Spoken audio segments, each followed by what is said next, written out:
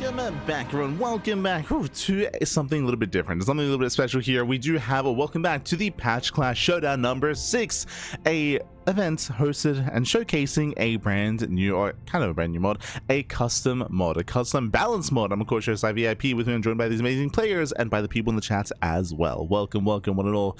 Not the first time we've covered a patches tournament, so we have covered some of the previous events as well, showcasing a new balance mod which Patches has been working on, and it's a little bit daunting. It's a pretty extensive balance mod as well. I should emphasize that it is not necessarily designed for strictly balance purposes, but more for balance, but also for like a little bit more fun, just to try out some new things and explore new ideas, and has been actively worked on and updated and changed over the course of the past, what, like 6 months? It's been a while. It has been a while.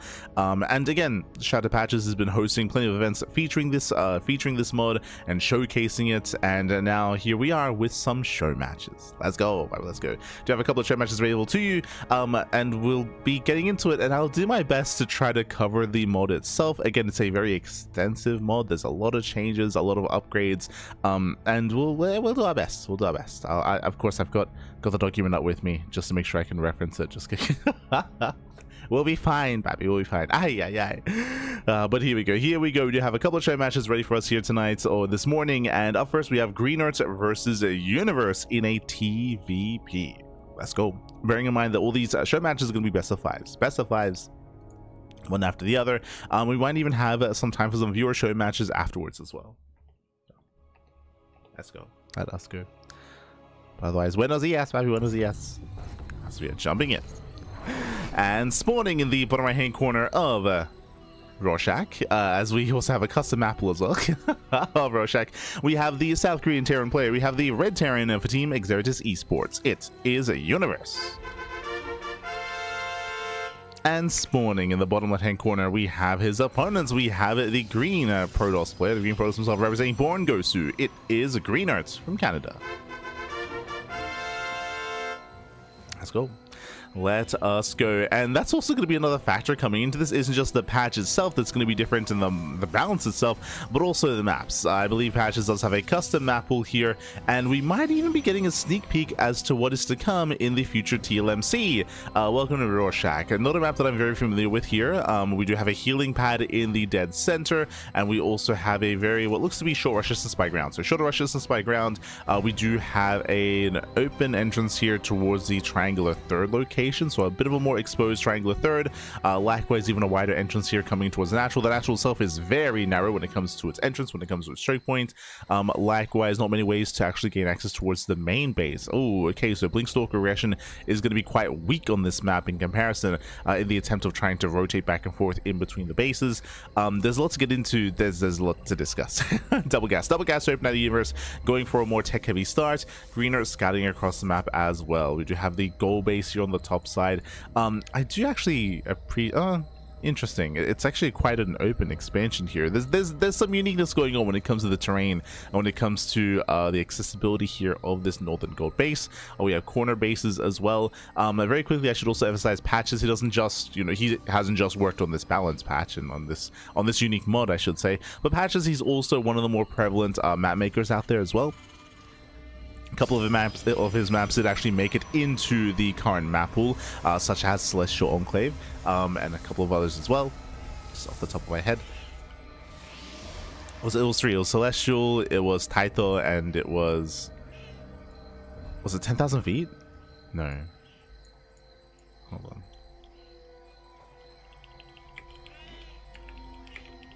My Patches he can... Sorry, that was Killer Smile. Yeah, that was Killer Smile. Of course. Oh, God, how could I forget? I know.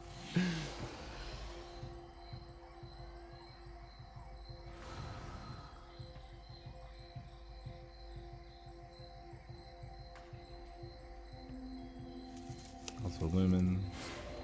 There's also the Lumen. There's Monitor. There's the music. Hey, yeah. Mod is cool. Yeah, the mod is cool. The one is definitely interesting.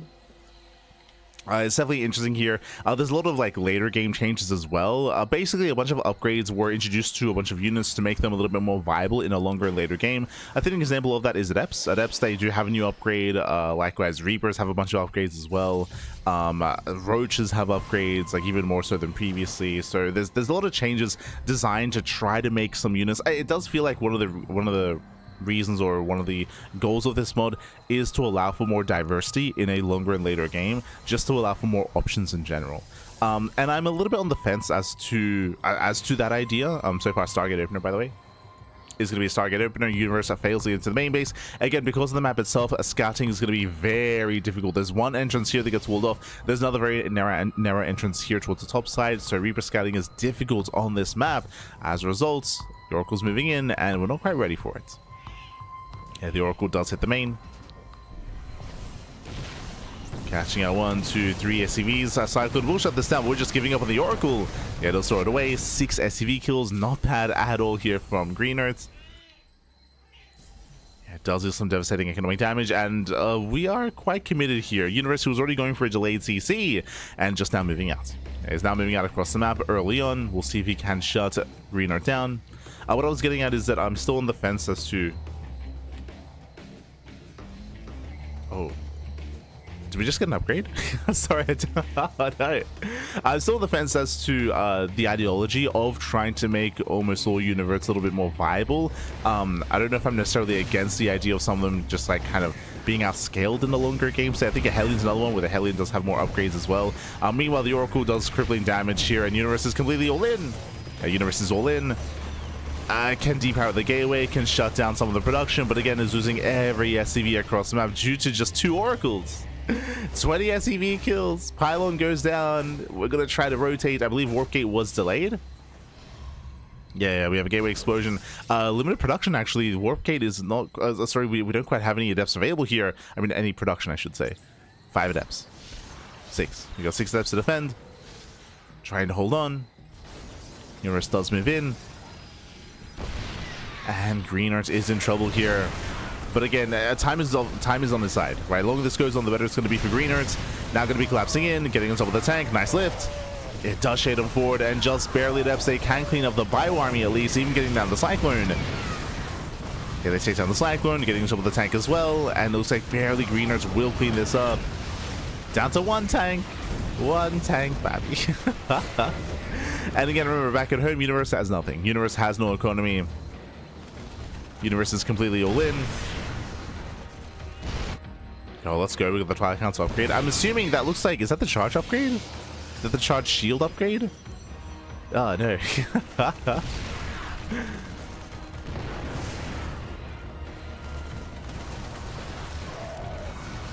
As the tank is going to get caught out. And again, these are the final units here. The Viking, 1 Marine, 1 Medevac. There's barely anything remaining here for Universe. Barely anything. I should turn on tooltips. True. I think it was advised to do so. As Warp Gate just now kicking in. Let's go.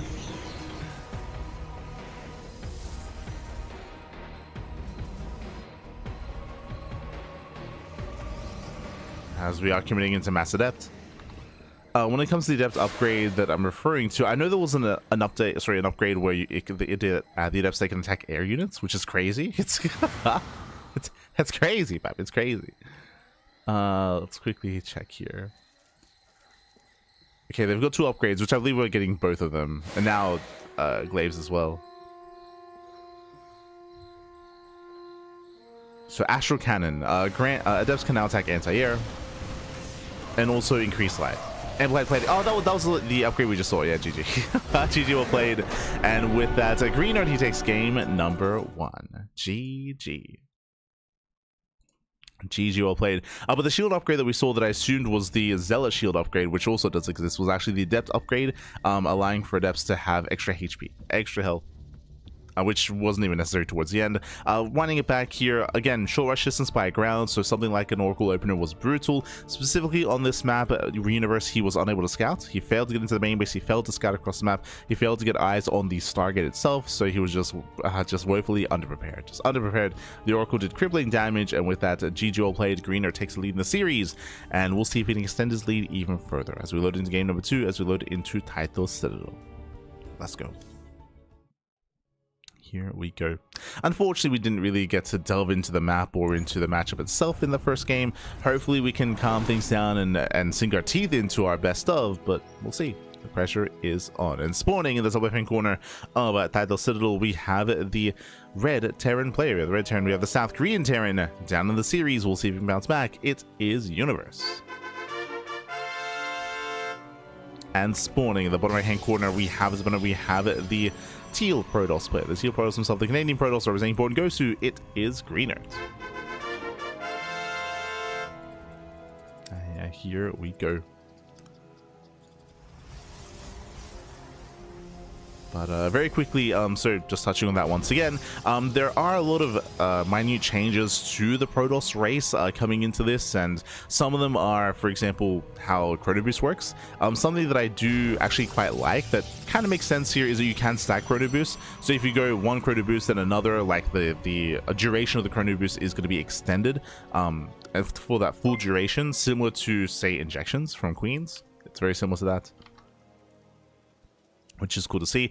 Something else that was showcased in the previous game that we kind of glossed over is that I believe the build time for units off of gateways has been reduced, but only if Warp Gate has been researched. So it does allow for you to actually, create units like Terran production, for example, if only for a brief moment, even after you finish researching Warp Gates. Bear that in mind, that you need to finish researching the upgrade Warp Gate first for that to be applicable.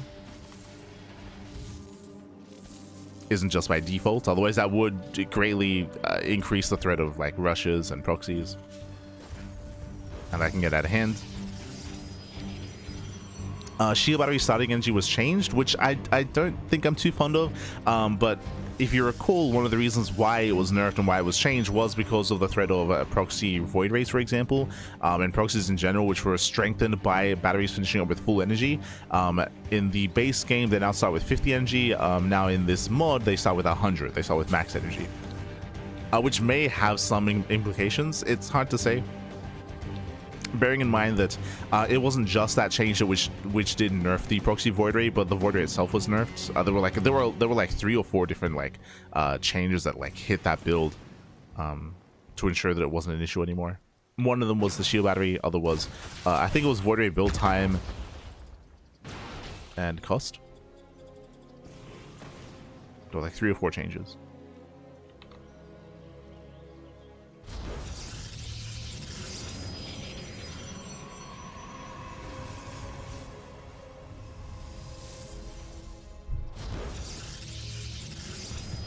There we go. So far we're going to be opening up, settling in. We do have a standard, relatively standard. It's going to be a 2-gate opener here by Greenert before any further tech. Likewise, Universe once again is going for a double gas opener, faster factory, delayed CC out of Universe, going for faster tank production. Okay. Does go into a very fast tank. Tanks this early on are often not seen, so this should be leading into an early push, potentially into an early medevac, into a drop across the map, but it's very peculiar to see a tank instead of a cyclone. In this example, imagine if this was the same as game number 1, where we had a Stargate opener and an Oracle across the map. Now we have even less anti-air. So heavy tank count. Hallucination does poke in and does confirm the tank. Yeah, big scout hit by Greenert. He's now aware of the early tank counts. We can see that there's another tank on the way. And Greenert is being greedy. Twilight counts open. Now we're going 2-gate blink into a 3rd. This feels quite greedy here from Greenert. Not really respecting what he's seeing here. If we had a safer build, we'd be seeing a Robo before expansion. But Greenert, he wants to get a Nexus.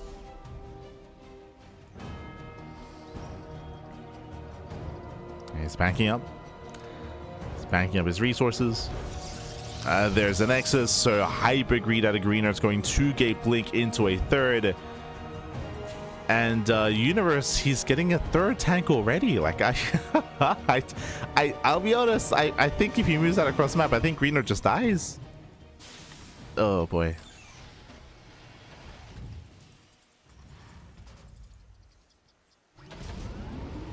Yeah, so here we go. We're now moving out. Hallucination does see the production. Should confirm that the army is missing. And here comes Universe. Greener back at home. He's got one battery. He's got a couple of stalkers. I believe 5? 6. Okay, 6 stalkers are out. Universe moving in. Trying to catch one of them out. Does zone away.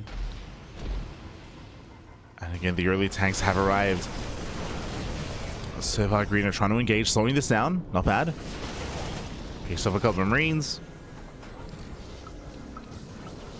Universe still committing. Pushing within range of the expansions, and can he get within range of the battery? It barely does. Oof, yeah, oh my massive tank bullies on the army. Battery is going to go down. Blink is now done, and Greener can try to come in from behind. But again, he's going to be CG. Oh, sorry, blinking into 3 tanks. 3 tanks back. Does go for the dive. And massive tank shells, massive tank bullies. Marines a little bit late to react, a little bit late to respond. 2 tanks will go down. Oof. And Greener just has to survive. Just has to survive. Just has to save his natural. Can he do it? It doesn't have the numbers. Yeah, it doesn't have the numbers here. Another tank does move in. Greener making 4 stalkers at a time.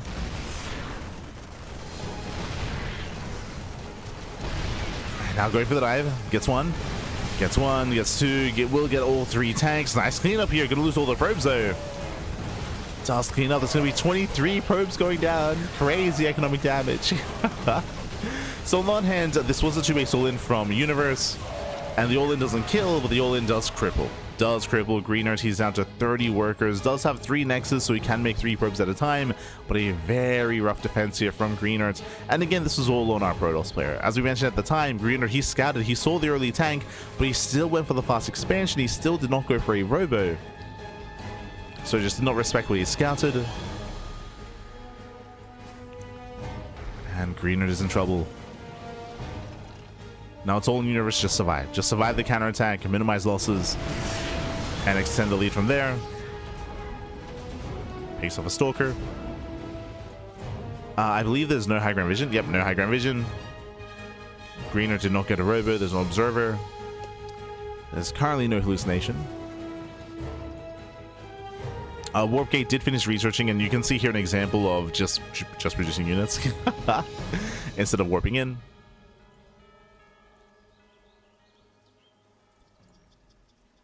Part of the reason for this, I believe, was that Greener didn't want to spend time actually morphing in the Warp Gate. Here we go. As Universe does sneak out across the map, gets into the mineral line, not bad. Catching out 2 probes. 3rd TC is now on the way. And Greener does now get high ground vision. Hallucination has arrived, gets in. Catching out a Liberator, not bad.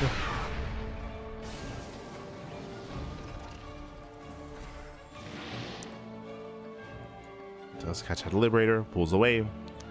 And Greenert, he's attempting to recover here. Thankfully, he's in position. There's Rico back home. Oh! Barely catching in the medevac. Massive pickup.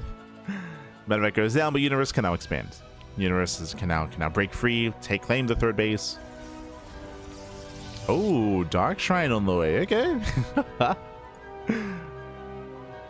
I know that DTs, they changed quite a bit. Did they still make the? Did they still change the warp-in mechanic? So if I recall correctly, oh Jesus, we just pulled the boys. What was the point of the 3rd CC? Did we just cancel? Okay, University just cancels the CC, commits across the map as he moves out. Greener moves in, catching reinforcements, delaying the all-in. Universe turns back around. No shot, and can Greener buy enough time? Now going further into the main base. Do we have a force field? He does. Force field. Going for it. No. There was a force field available. Sentry goes down. Nariko's going to be punishing. Yeah, Stalkers, they blink in. They get one. They get 2 tanks. But every single Stalker goes down. The punish is real. But Storm is almost done. Greenert, can he hold on? Can he survive? As that was 10 SCV kills. Remember, University canceled his own third. He never started 1-1 upgrades. And here it is. The boys, Pappy. That's like 30 SCVs, by the way. That's crazy. But there we go. University does move out. It's all or nothing. It's all or nothing.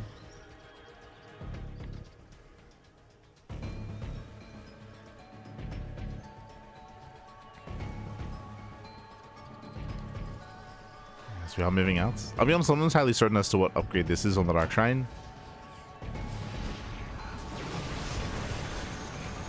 There we go. The army does collapse in.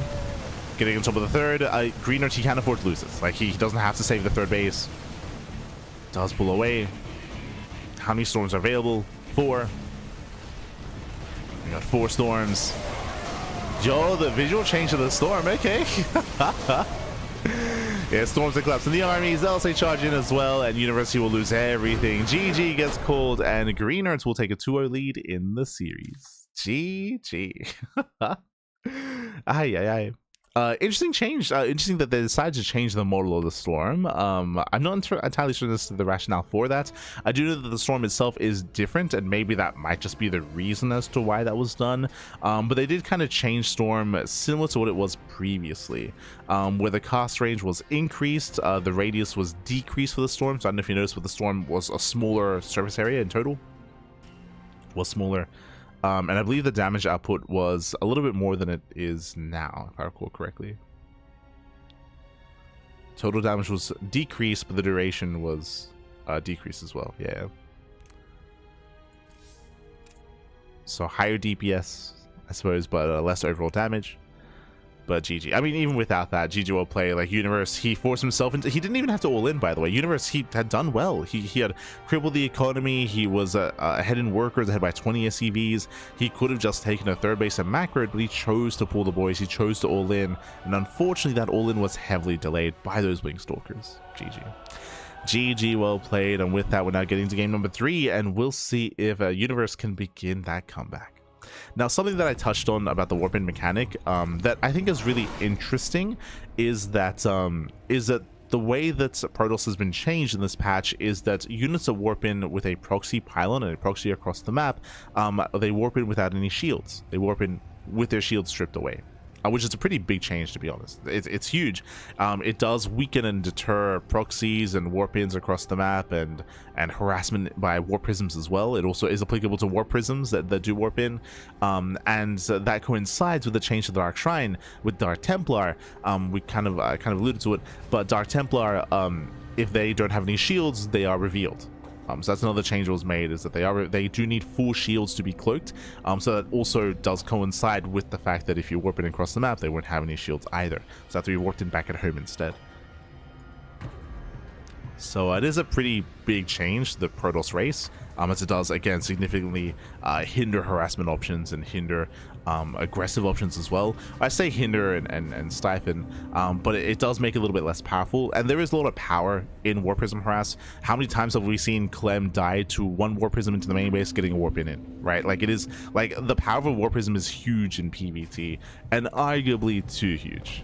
So that is definitely a factor that does influence, like, high level PvT. Where Prism gets in, warps into the main base, especially in the late game when the army is maxed out, so there's nothing to reinforce back at home, and that can end the game. That has ended the game.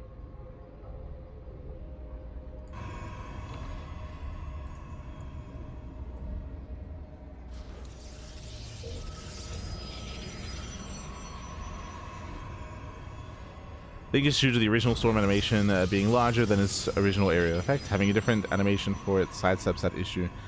To make it clear the spell has been changed. Yeah, I would imagine so. Like, I imagine it's just to make it clear that this is different. But that is also true as well, right? That the animation is larger than the area, which is kind of weird in the base game. But I appreciate it nonetheless. Meanwhile, a big shout out to Blarg in the chat. God, thank you so much. Thank you so much. Sorry for not giving you a shout out at the time. I was a little bit engrossed in the game itself. But thank you so much, Blarg, for subscribing with Twitch Prime for 17 months. Thank you, Bobby. Thank you. Do appreciate it. Este Blarg. As for the first time this series, single gas opener, we have Universe going for a Rax expand. Oh, sorry. Going for more of an economic start. Now we can lock it.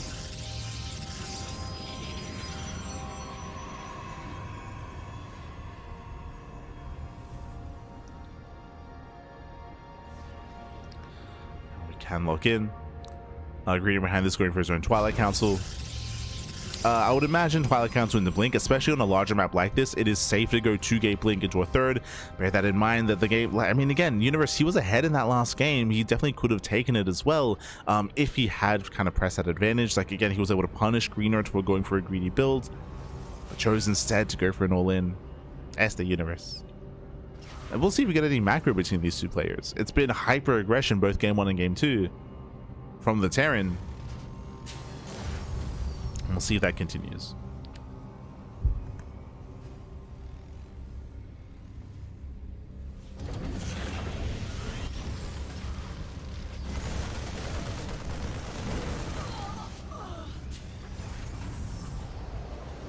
Since that nerf toss, I mean, that was on Universe. Like, that was on Universe. He did not have to all in. He made that choice. Nah.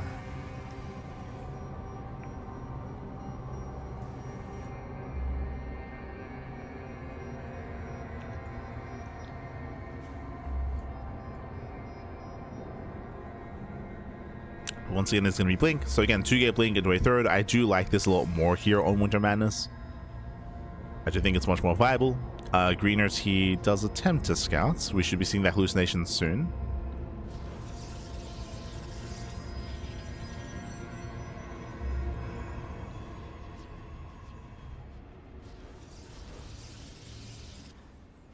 So we have our standard 3-1-1 setup. Universe getting into early tank production. Once again, Universe does skip his Cyclone. Oh, and actually moving out with an early drop. Okay. Going for a Marine with a mine drop. Making his way across the map.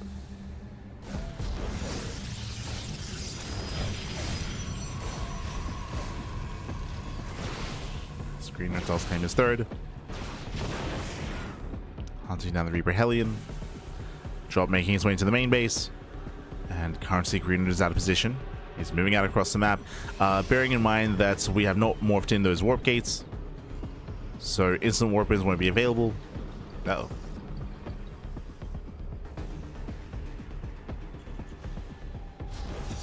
Universe does commit in. Drops into the main. Delayed reaction. Oh no! Delayed reaction. Massive connection. 8 probes go down. Ay.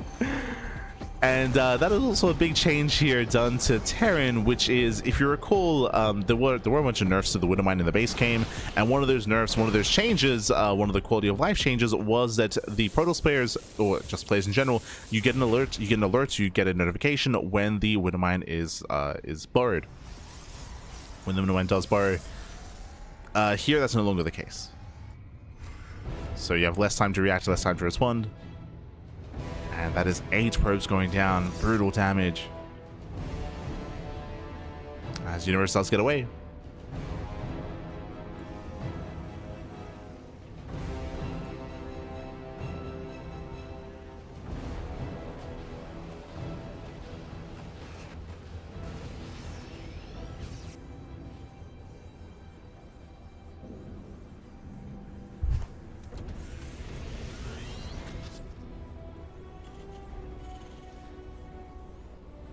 I think, were there any other changes to the Widowmine to compensate for that? To compensate for the reduced reaction time? That I'm not so sure of.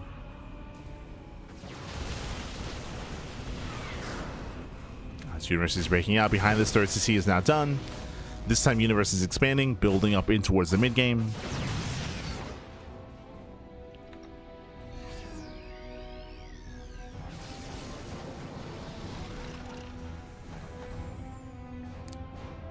Just increased build time.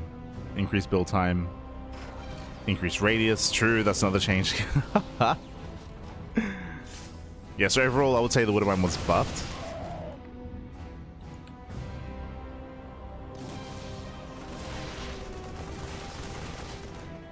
But, I mean, that was an intentional change just to make it a little bit stronger coming into the mid-game.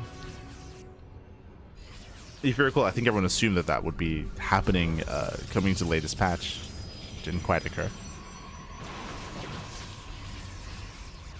As Universe does get across the map, tanks stay within range of the Nexus. Greenert was unable to slow this down. And now the base is under fire.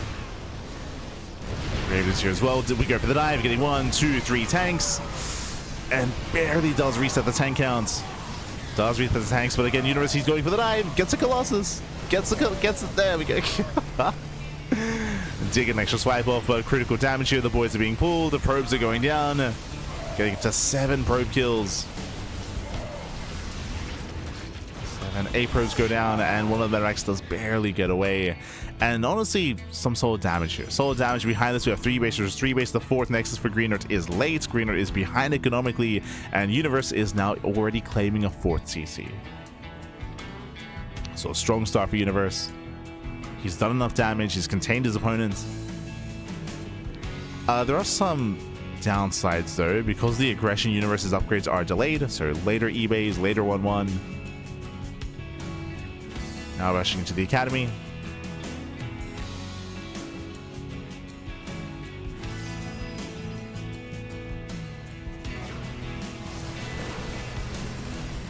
Ooh, catching out some stalkers. Late reaction by Greenert. A late reaction. Here's the Universe forcing the army to engage. Widowmines are a little bit too far out of range, unfortunately. Yeah, they're a little bit too far back. University attempts to die, but it bleeds out so many Marines. Oh my god. Oh, the punish. Greener, he's holding on. Once again, though, he still does not have a 4th expansion. Still no 4th base. Yo, let's go. So we're working with Sentinel Lance. I would assume that's just a visual change. Just checking. Oh no, sorry. Scorching Flame. Ah. Colossus deal an additional 15 damage over time. The flames be scorching. Okay, interesting change. Is this a new one? I think it is. I don't recall that upgrade being there the first time we covered this this mod. Oh my god, the friendly fire. Dropping the natural. Greener, he does hold on. 4th base is on the way. Universe, he does attempt to harass, so he's going straight for the mineral line, and it looks like he will get in. Yeah, he does get in, even more economic damage. Getting it to 11, 12 probe kills. Economically, Greener is still struggling.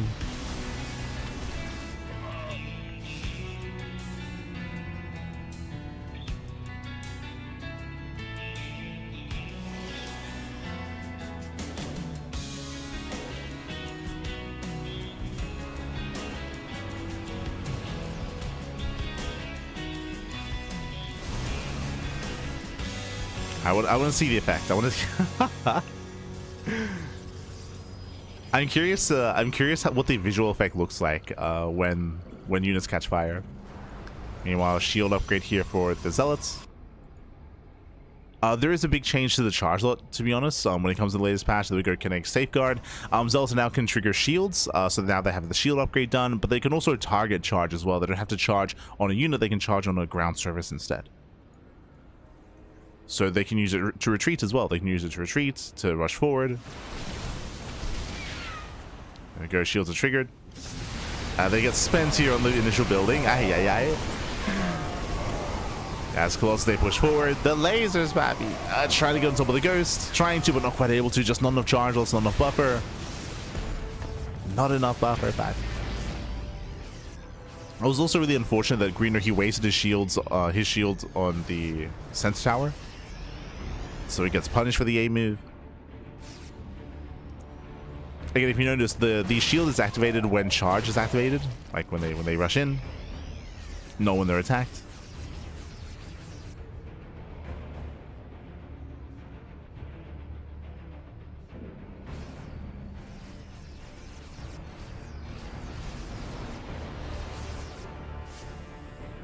So Universe does rush across the map, catching a Colossus. Nice EMP. EMP goes off, Colossus goes down. Oh, there's the burning effect. Let's go.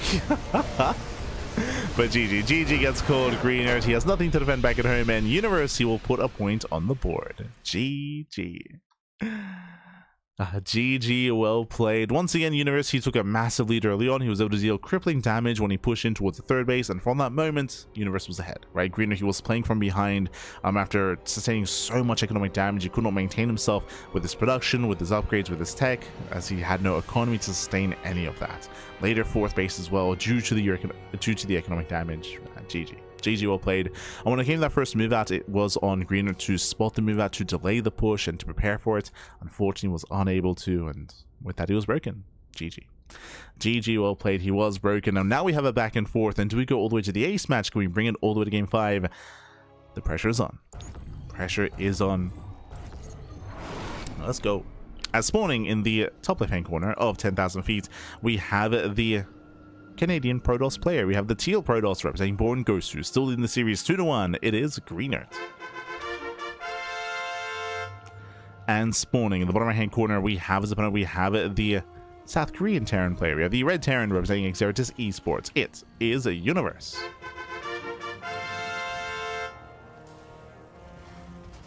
Let's go. Let us go.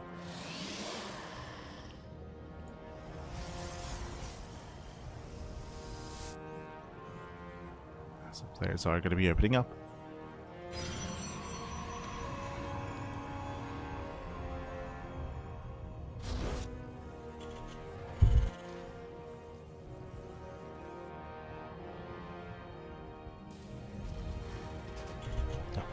Going to be opening up here, and Universe does open up double gas. Okay, so double gas open out of our Terran player, going for a faster tech, going for a faster factory. And we'll see how Greenert does adjust as well. I do appreciate that we've seen some different styles out of Greenert. We saw Mass Adept one game, we saw Stargate opener as well. We've seen a couple of blink-based builds. Coming into 10,000 feet, I would not be surprised if we do mix things up. 2-gate blink can be a little bit more risky here, especially with Universe being a little bit more tech-heavy. So expect extra gateways or maybe something a little bit different. Let's go. But there are some interesting changes made in this mod that I do agree with. Like, I do like the idea of being able to charge and charge like a location on the ground instead of just focus or just only being able to charge like into an army or into units. I do like the idea of being able to be more mobile with that and be a little bit more like micro-intensive and selective. The warping mechanic is an interesting change. It feels really drastic. Like it feels a little bit, do I want to say unrealistic because of how much it would impact everything. Referring to the fact that units when they warp in across the map with a proxy pylon or with a warp prism, they're stripped of their shields. Like that's insane.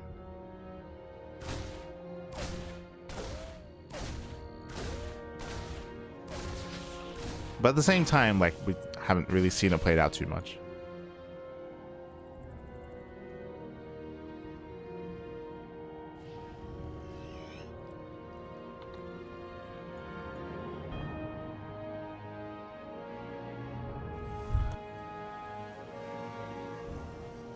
The addition of all the upgrades is also very ambitious, but we haven't really seen too many of them play out. It's like, I'll be honest, I don't think for example, last game we had the charge upgrades. They didn't really impact the game itself. Previously we had the adept upgrades. They also didn't really impact the game. Like the game had already been decided by that point. Likewise, from Universe, we actually haven't seen any of the new Terran upgrades in reference to, say, the Reaper upgrades or the Hellion upgrades. Like, there's been a lot of changes made to the Terran race, but Universe, he's not really making use of them. He's just playing more standard than anything. I mean, to say more standard, he's playing as he normally would, but being hyper aggressive, of course.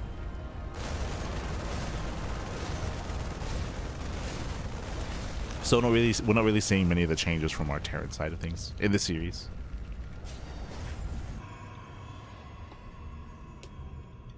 It doesn't feel like it's been too exploratory.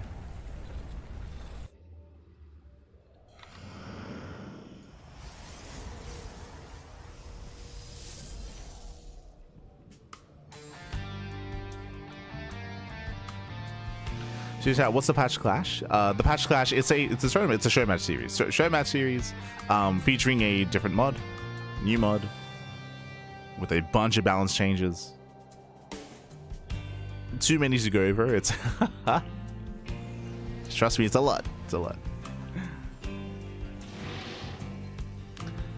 I know that I believe that Pig has been playing a lot with it, correct? When it comes to competing in tournaments, playing in tournaments, and showcasing the mod as well.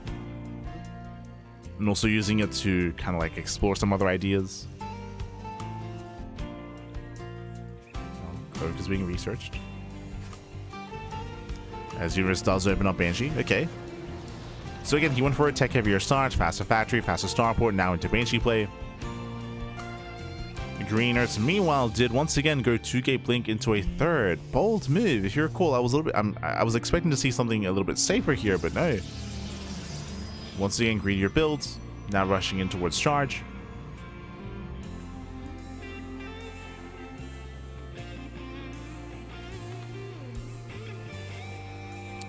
Charge is on the way. Going for a more gateway heavy style.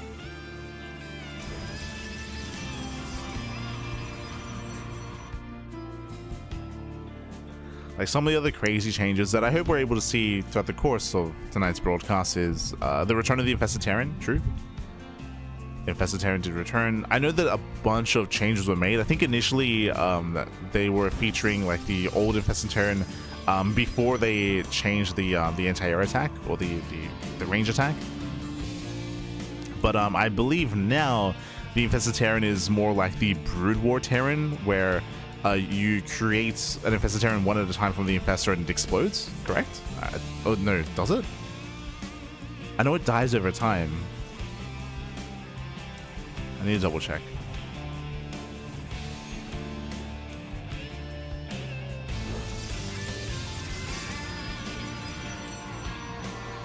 Attack speed. Oh no. It still has a range attack. Never mind. So it's still range attack, but I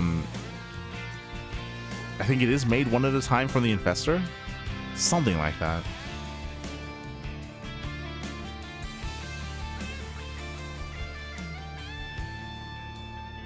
Yeah, new ability, Incubate Infested. Just crazy. Anyway, Greener, he does go for the dive. It does catch out the first tank. Banshee's going to be harassing across the map. And sorry, I was a little bit distracted catching up on the patch notes. Greener, he's dealing critical damage. That's 8 SCV kills. 8 SCVs go down. The tank is a little bit too far back. Universe is trying to push forward. And without that tank, the natural is being broken. Yeah, the natural is broken. This is crippling damage. At the same time, Banshees, they get across the map. They do harass. But here on the front lines, oh, this is just too much. Yeah, the tank goes down. Oof. And with that, that's going to be 23 dead SCVs. Don't like this. 23 workers go down. Banshees, I mean, they're getting some damage, but Stalkers are racing back home. There is detection. And these Banshees have got a lot of work to do. Got a lot of work to do.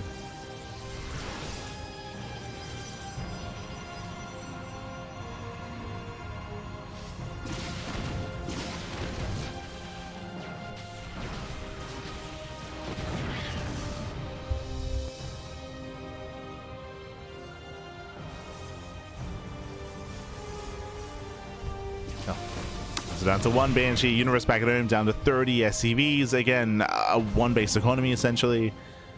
Barely any mining. He's relying on his mules more than anything. And Universe is desperate for damage. When it comes to Universe's defense here, unfortunately, he had no bunker set up to protect his tanks. Again, he'd invested into the Banshees, and they did a lot of damage across the map, but they hit a little bit too late to distract Greenert. They did hit too late. Ideally, want them to hit, and then that will force Greenert to be focusing on the defense instead of aggressing across the map.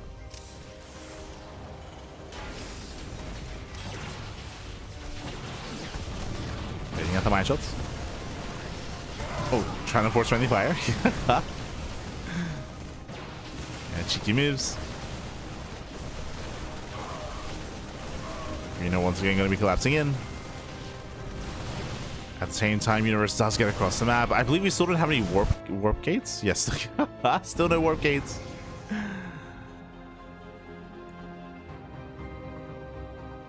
Universe is zoned away.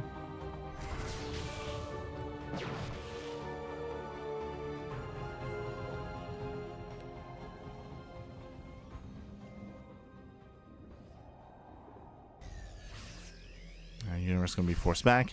Again, Universe is still trying to recover. He's still up against 60 pros from the Protoss.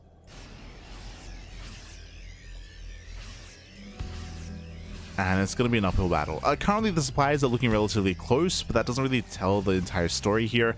We're waiting for the Bay to finish. Colossus to get underway. Storm is soon to be researched as well. We have some High Templar.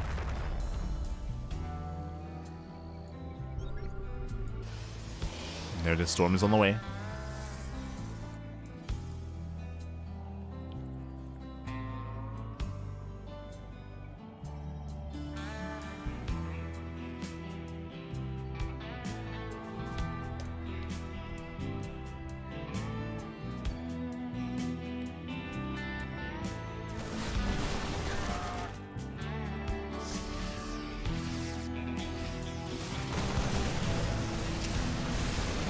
University does commit in.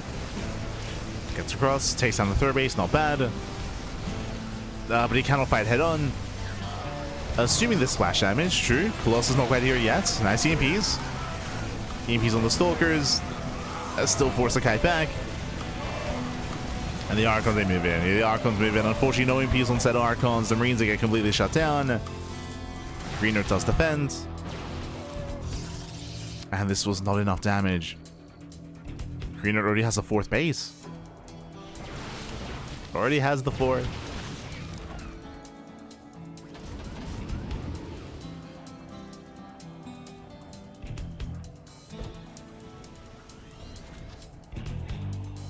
Not like this.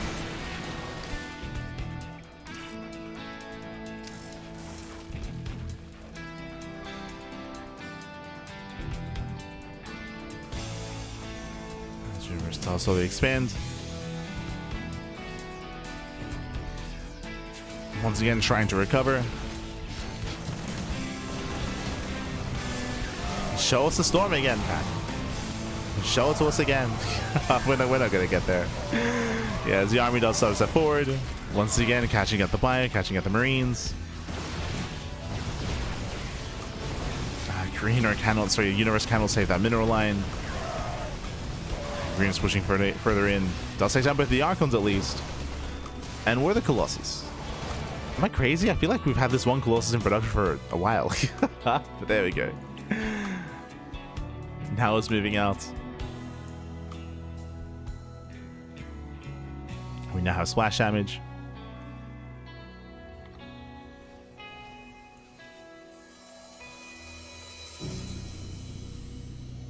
High Templar gathering energy as well.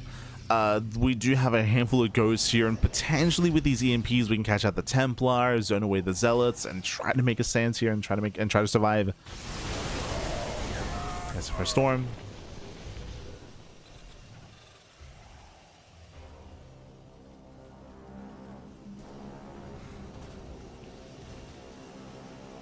Oh, EMP lands. Lands one.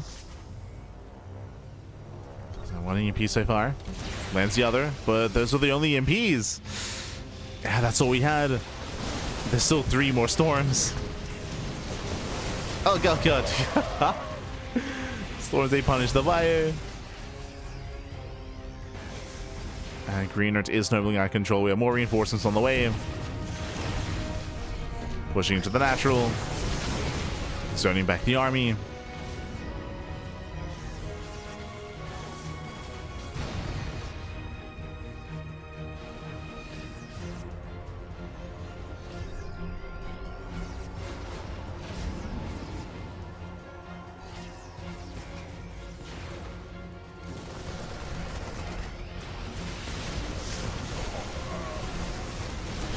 And Firmino slaps in, and this again, there's just almost nothing to defend. Universe, he was crippled earlier when it came to that defense at the natural, just never quite recovered. Boys are being pulled, GG gets called, and Greenert will claim the series 3-1, taking down Universe. GG. GG, well played, Greenert. He does claim the series. Again, we at least saw Greenert explore the race a little bit here when it came to the series overall. I would say we didn't really get too far into it. There was no kind of back and forth mid-game. Universe was hyper aggressive. It was hyper aggressive this series. Aside from this final game where it was Greenert that was able to break his defenses early on and cripple Universe early, so we didn't really get to experience too much from the Terran side of things when it comes to showcasing some of the changes and showcasing some of the upgrades and how Terran is now a little bit different coming into a longer game. But GG, well played. Congratulations to Greenert. Does claim the series, and will be featuring a new set of players up next. It is going to be a ZVP. We have Fjant versus ArT coming up next after the break. Going to be going on a very short break here. When we come back, we'll have that best of 5. We'll be back soon. Be back soon.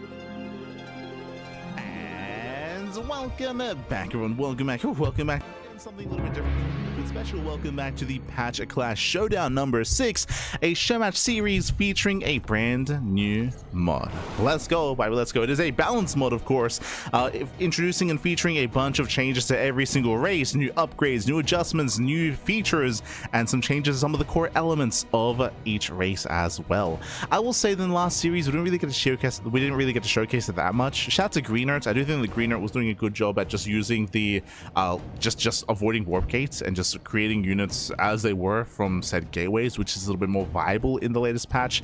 And we did see some of the new upgrades, like the new storm. We saw charge. We saw the new charge shield upgrade. We saw a little bit from the adepts. Like, we saw a little bit here and there from Greenert, but the series and the games didn't really last very long, so it just didn't really allow for those units and those upgrades to really breathe.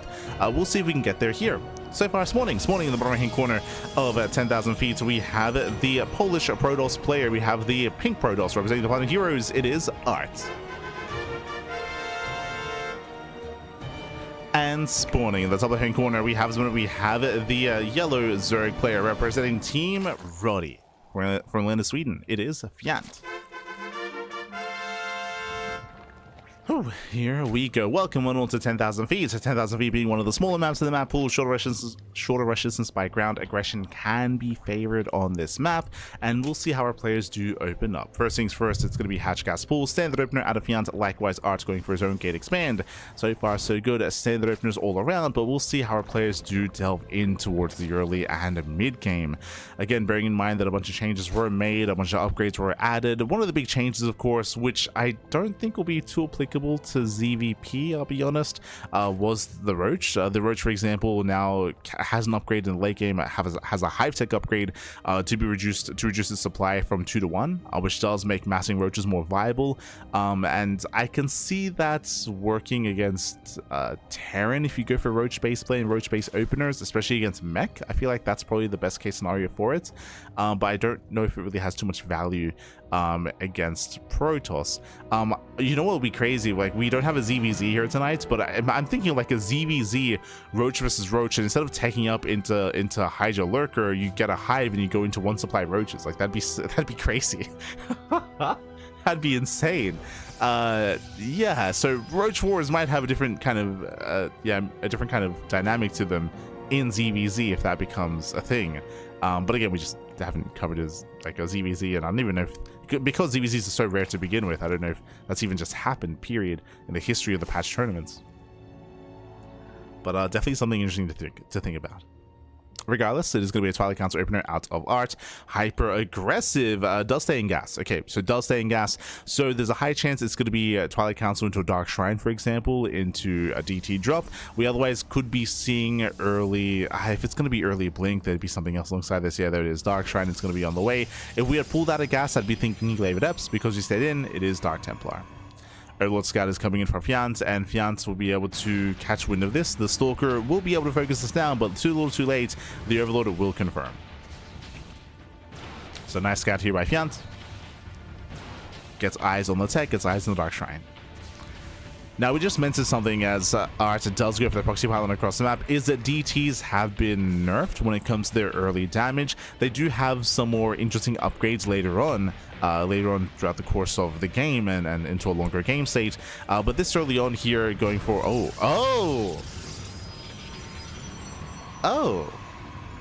true. Okay. I mean, that's a way to bypass it. So if you're curious what's happening here, I alluded to this previously, and now we can delve into it. But Warp Gate was nerfed. Warp Gate was nerfed in this patch. I mean, I said it was nerfed. It was.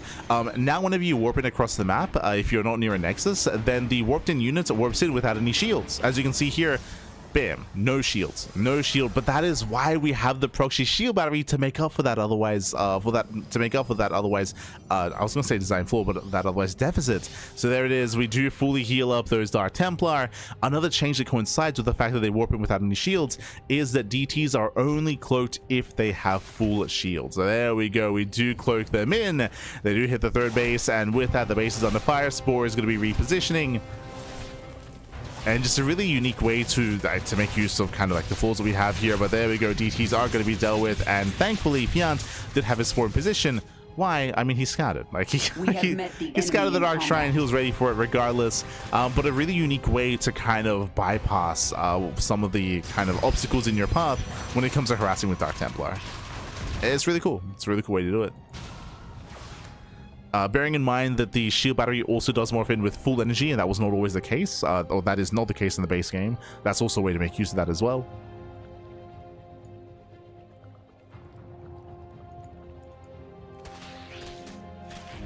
In general, this would be a way to bypass this issue, not just when it comes to proxy Dark Templar, but proxy locations in general. Like, you can set up proxy pylons with batteries just to make sure you can harass across the map and harass a little bit more effectively as well with those extra shields. So it's really cool. I really appreciate it. It's definitely thought was put into it, I should say, from ArT.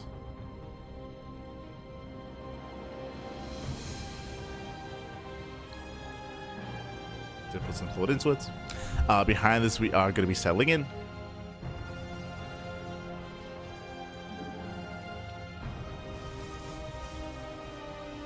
I thought I turned on tooltips.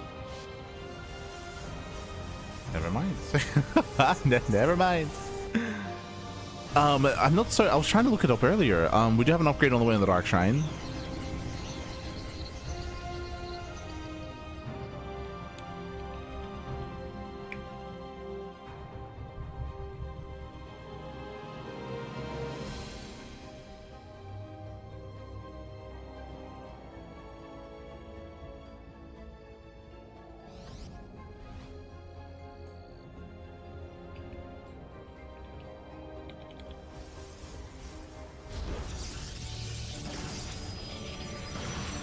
Oh, it's a Stalker upgrade. Okay. That's why I was a little bit confused. That is called Tachyon Emitters. Okay, yeah, we see it now. Tachyon Emitters. So it's a Dark Shrine upgrade for the Stalker, and it actually allows the Stalker to have increased range. It's a little bit reminiscent of, say, the Dragoon upgrade. So very interesting. So increased range. Jesus, that's crazy. I mean, that does mean so this actually leads one into the other. That also means the Dark Shrine is a little bit more valuable as well as an opener, because it does have more value coming into the mid game for the Blink Stalker. True. So increased range. At the same time, we do have the Corrosive Bile upgrade on the way. Prism is going to be zoned away, zoned back, and roaches, they do punish. We're going to collapse on the army. When it comes to the Ravager upgrade, I believe that upgrade does reduce the time it takes for the Bile to land, I believe. As roaches, they start to step in, they get onto the initial expansion. The fourth base is going to be 9. That's a kill. That's a kill, not a cancel. Ay. Yeah, brutal pickup. At the same time, Archon does harass across the map. Queens are defending, and Fjant's pushing in. He's going for the kill, catching out the Stalkers. Clutch blinks there out of ArT. ArT does blink away. Yeah, Rapid Expulsion is finishing.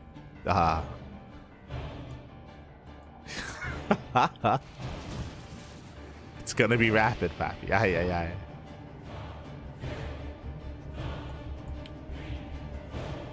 So ArT does hold on. Did lose a fourth base though. Like, ArT has been stifled quite heavily here. No fourth expansion, limited economy, and Fjant can soon morph in those Ravagers. Soon morph them in. Did go for the Spire. Mutas, they attempt to harass. Stalkers getting called out. Here come the flanking roaches. They're coming in. They're coming in. Bad. Forced to recall. Getting 1, 2, 3, 4, 5 Stalkers. Ay. Yo, we got some boys in the mix as well. There we go. Get out of here, Jones. Get out of here. Interesting to see that we did get the Ravager upgrade, but no Ravagers. Did not morph them in, but is going for the base nonetheless. Is going for the expansion. Will force a cancel. Colossus is revealed. You see Fjant even mixing in a couple of Infestors. Interesting. Do we see the Infested Terran? I don't think there's really much need for it here, but yeah. I mean, I feel like Fungals would be a little bit more useful. There we go. Ravager's now morphing in.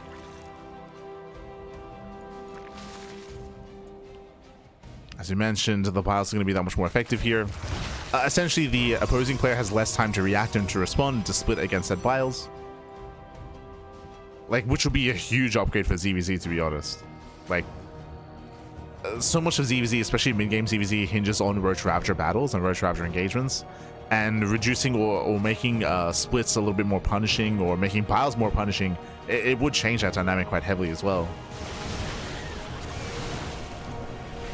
It actually makes Roach Ravager more viable against Lurker tech alongside that. One of the things that ZVZ, once one Zerg player gets into Lurkers, is that they slow the game down. They typically force the other player to also get into Lurkers themselves. But now with that Bile upgrade, it does mean that you have a way, or now you have a much more secure way to deal with Lurkers and to deal with siege-based units. It also makes it more viable against mech, against bio, against everything. Yeah, it's crazy. Not just that upgrade, as we are building up infestors, infested Terran, by the way. But it makes it more like that upgrade alongside the Roach supply upgrade just makes Roach Ravager just a little more viable in general in all matchups. There we go, show us the Terrans.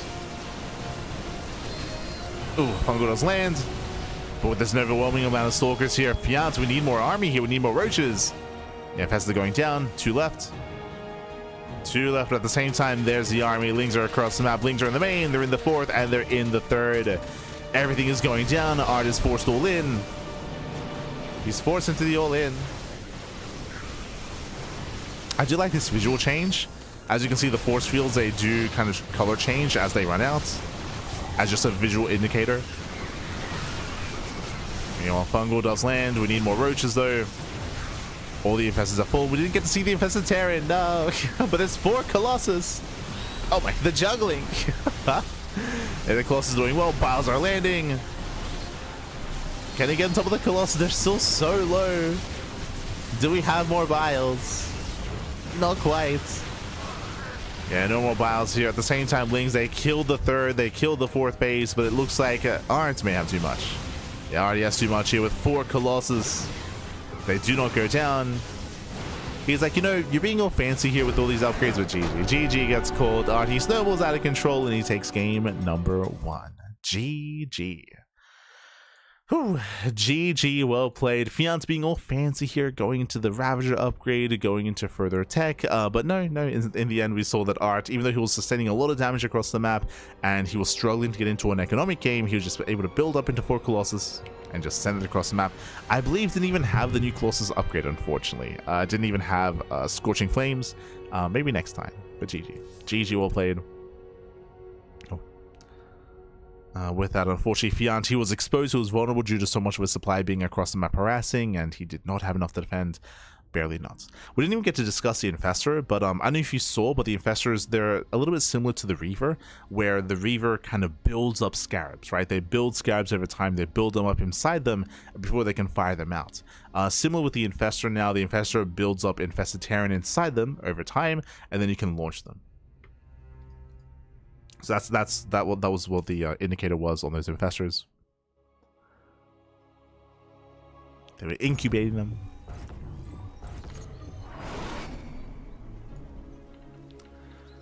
But here we go. Here we go. Spawning in the bottom right-hand corner of a title citadel, we have the yellow Zerg player. The yellow Zerg. We have the Swedish Zerg down in the series. We'll see if you can bounce back and make a series out of this. Representing Team Brody, it is Fjant.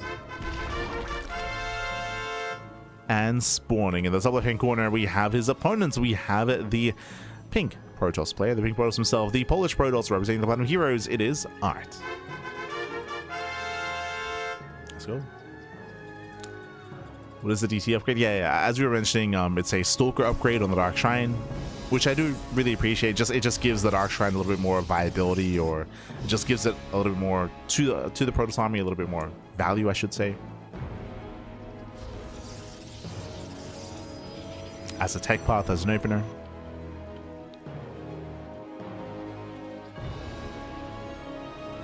As ArT does move out. Show us what you got. So far, hatch pool opener out of Fjant, going for delayed gases.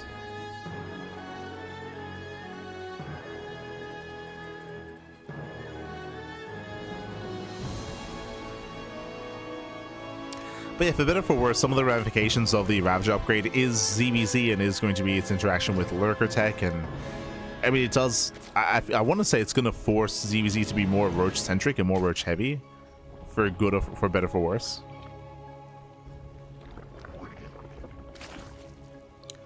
You might argue that's a better thing than forcing Lurker versus Lurker and then Viper versus Viper. Like, Viper versus Viper is not the most dynamic or interesting unit interaction. Yeah, it's pretty awful, actually. Again, if you're watching and if you know anything about late game ZVZ, say Dark versus Scarlet, for example, or Dark versus Rogue, or Rogue versus Shin, or Shin versus Dark. There's a lot of examples out there of late game ZVZ, which turns into like 12 to 14 Vipers versus 12 to 14 Vipers. Like Viper versus Vipers is the late game ZVZ. And it's not ideal. To be fair, in recent months and in the past year, I would say that late game ZVZ has been a lot more rarer, to be fair. I think that's why. I think we had one recently with Serral and, I think it was Serral and Rogue or Serral and Raynor, but we had one late game ZVZ in the past like 2-3 months, and everyone was like, yo, I've never seen this before. It's like, no, we've seen this plenty of times. It's just, it's been a while. Like, nowadays ZVZ is a lot more chaotic and a lot more early and mid game centric. I know that Raynor recently kind of spoke out about it, about his thoughts, about Serral's thoughts, about the current state of ZVZ. But anyway, probably be discussing that during the podcast. Meanwhile, we do have our opener here by ArT. Once again, Twilight Council into a Robo this time. Gases are still being mined from, so it looks like Knocklave Adepts. Show us what you got. Are we going into an Archon drop? Yeah, Dark Shrine has been thrown down, but this does look like an Archon drop opener instead. What I mean by that is that because of the Robo, that means now there's a Warp Prism that's going to come into play. It also means that the Dark Templar don't really have a way to generate their shields and to get cloaked. So it looks like an Archon drop opener instead, out of ArT. Meanwhile, Fjant opening up, droning up, and settling in back at home. Everything's looking relatively normal. We had later gas income and later link speed, but link speed isn't the most important upgrade early on here in ZVP. You can get away with delaying it.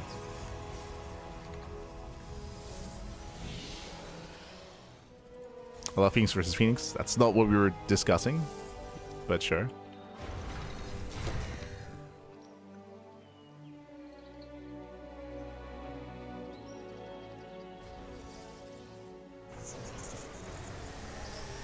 I don't know if there were any changes made to address some of the issues in PvP in this patch. Like specifically Phoenix Wars, where that is considered to be overall a negative thing, even by the players, just because it is often decided very early. So in Phoenix Wars, like if you lose one Phoenix, you lose the game, right? Like it's very, very unforgiving. Arguably too unforgiving. I think most would say that's a negative aspect of the game.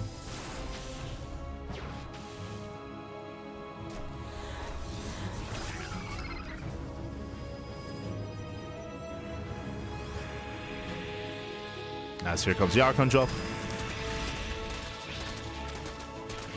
And do we pick off one of the Archons already here? Were we too greedy? Oh my god, yeah, we were too greedy. ArT morphing in that second Archon too soon. We're morphing them in within range of the Lings. And that's going to be one Archon going down. A rough start here for ArT. Ay, ay, ay.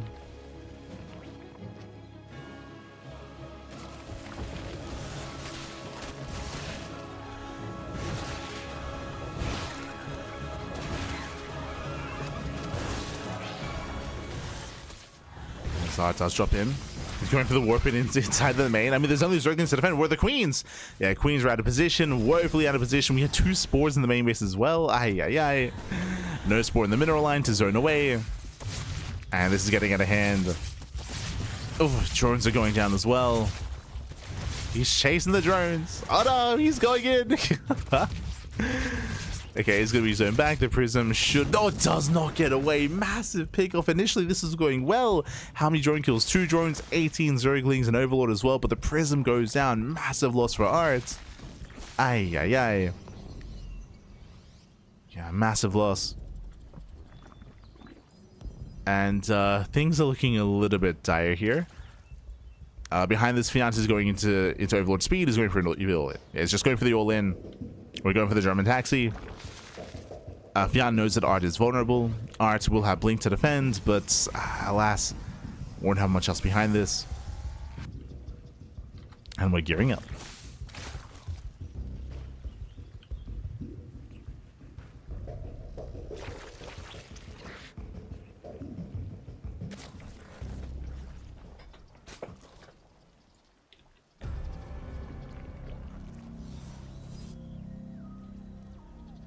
And the scary thing here is that ArT is being aggressive himself, but what he doesn't know is that Fjant is all in. Fjant is going for the all in. Fourth base is cancelled. And cancelled once again. Roach is trying to hold their own. Roach speed is still going to get done. Lings are amassing. ArT initially trading well.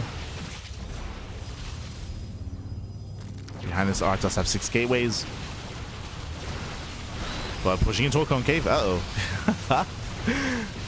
Queens are coming with their transfuse. That's a lot of roaches going down. And Fjant, ArT is taking gases, getting another expansion, thinking about a longer and later game. Remember, Fjant is not. Oh, the move command! No! Gets caught out.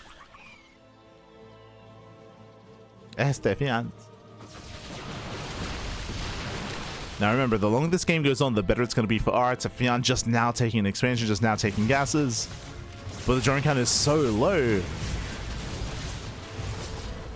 Let's catch 3 stalkers. Now Fjant starts droning very late. Very late drones, very late decision here from the Zerg player. Fjant is behind. Ay, ay, ay. Same time, ArT does backstab, denies the 4th base. And Fjant is in trouble here. There's a recall.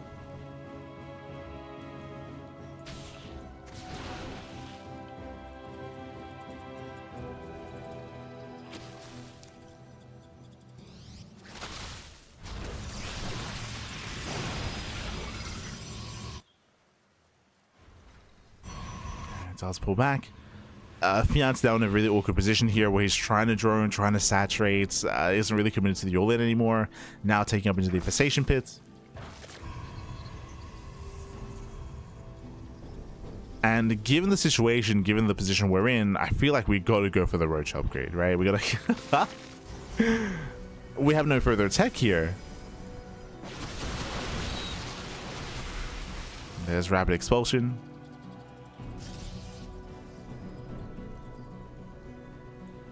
Bile upgrade is on the way, but we're expecting more than that.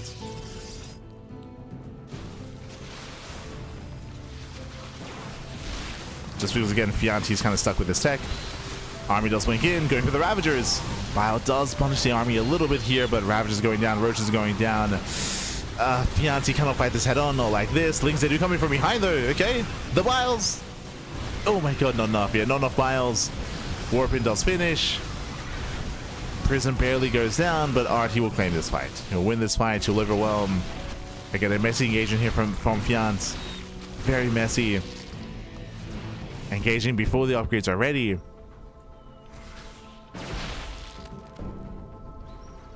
And Fjant is hurting. Fjant is hurting. Hive is now available. But Fjant has to rebuild all that Roach Ravager. Has to rebuild.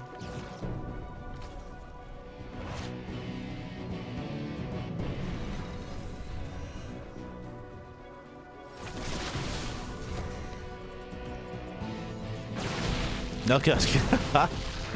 Roaches, they get caught out. We once again have a blink rate. Sorry, we have stalker range on the way.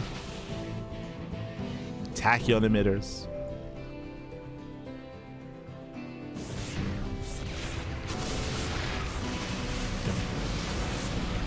As Fjant does commit, peels off into the mineral line. Okay.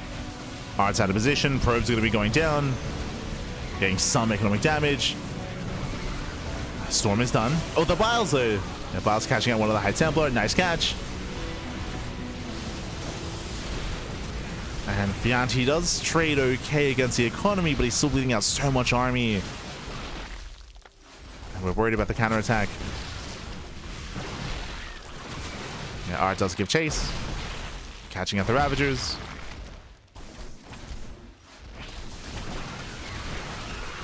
The Ravagers are getting caught. And we are switching into Hydra Tech. Okay, I mean, we still might see that Roach upgrade, but it looks like we're trying to switch into Hydra and switch into Lurker. It seems like the attempted switch here from Fjant. I'm waiting for the Roach upgrade. I mean, there's the Lurker Den. Yeah, Lurker Den is on the way.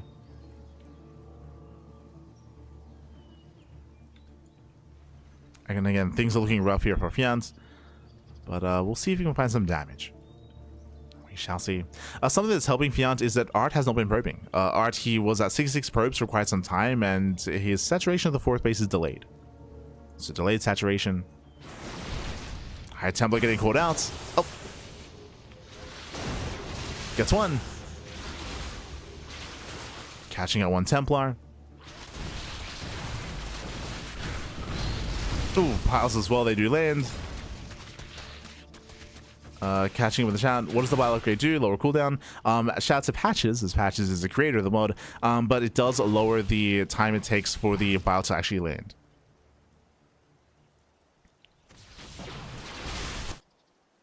So here.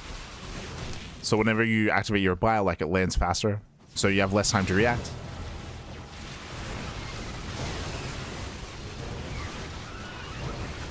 As Lings, they do classic force out a couple of storms. Storms has also been changed as well. That's why there's a unique visual.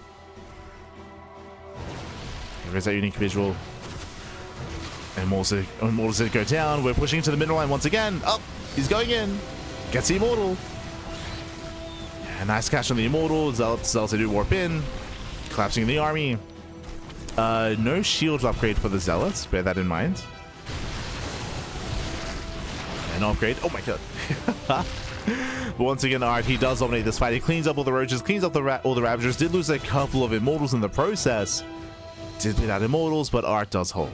And on top of that, the economy was left untouched. I was concerned, or I was expecting some units to peel off into the mineral line, but no, they were not able to. ArT now on 76 probes. Going to be distracted by the borrowed Roaches, and Fjant is slowly building up that Lurker count back at home. Building up the Lurkers.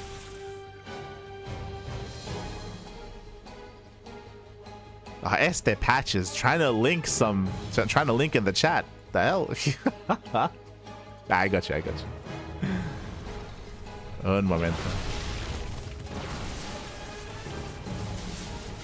I think that's. Hold on, I'll just. Do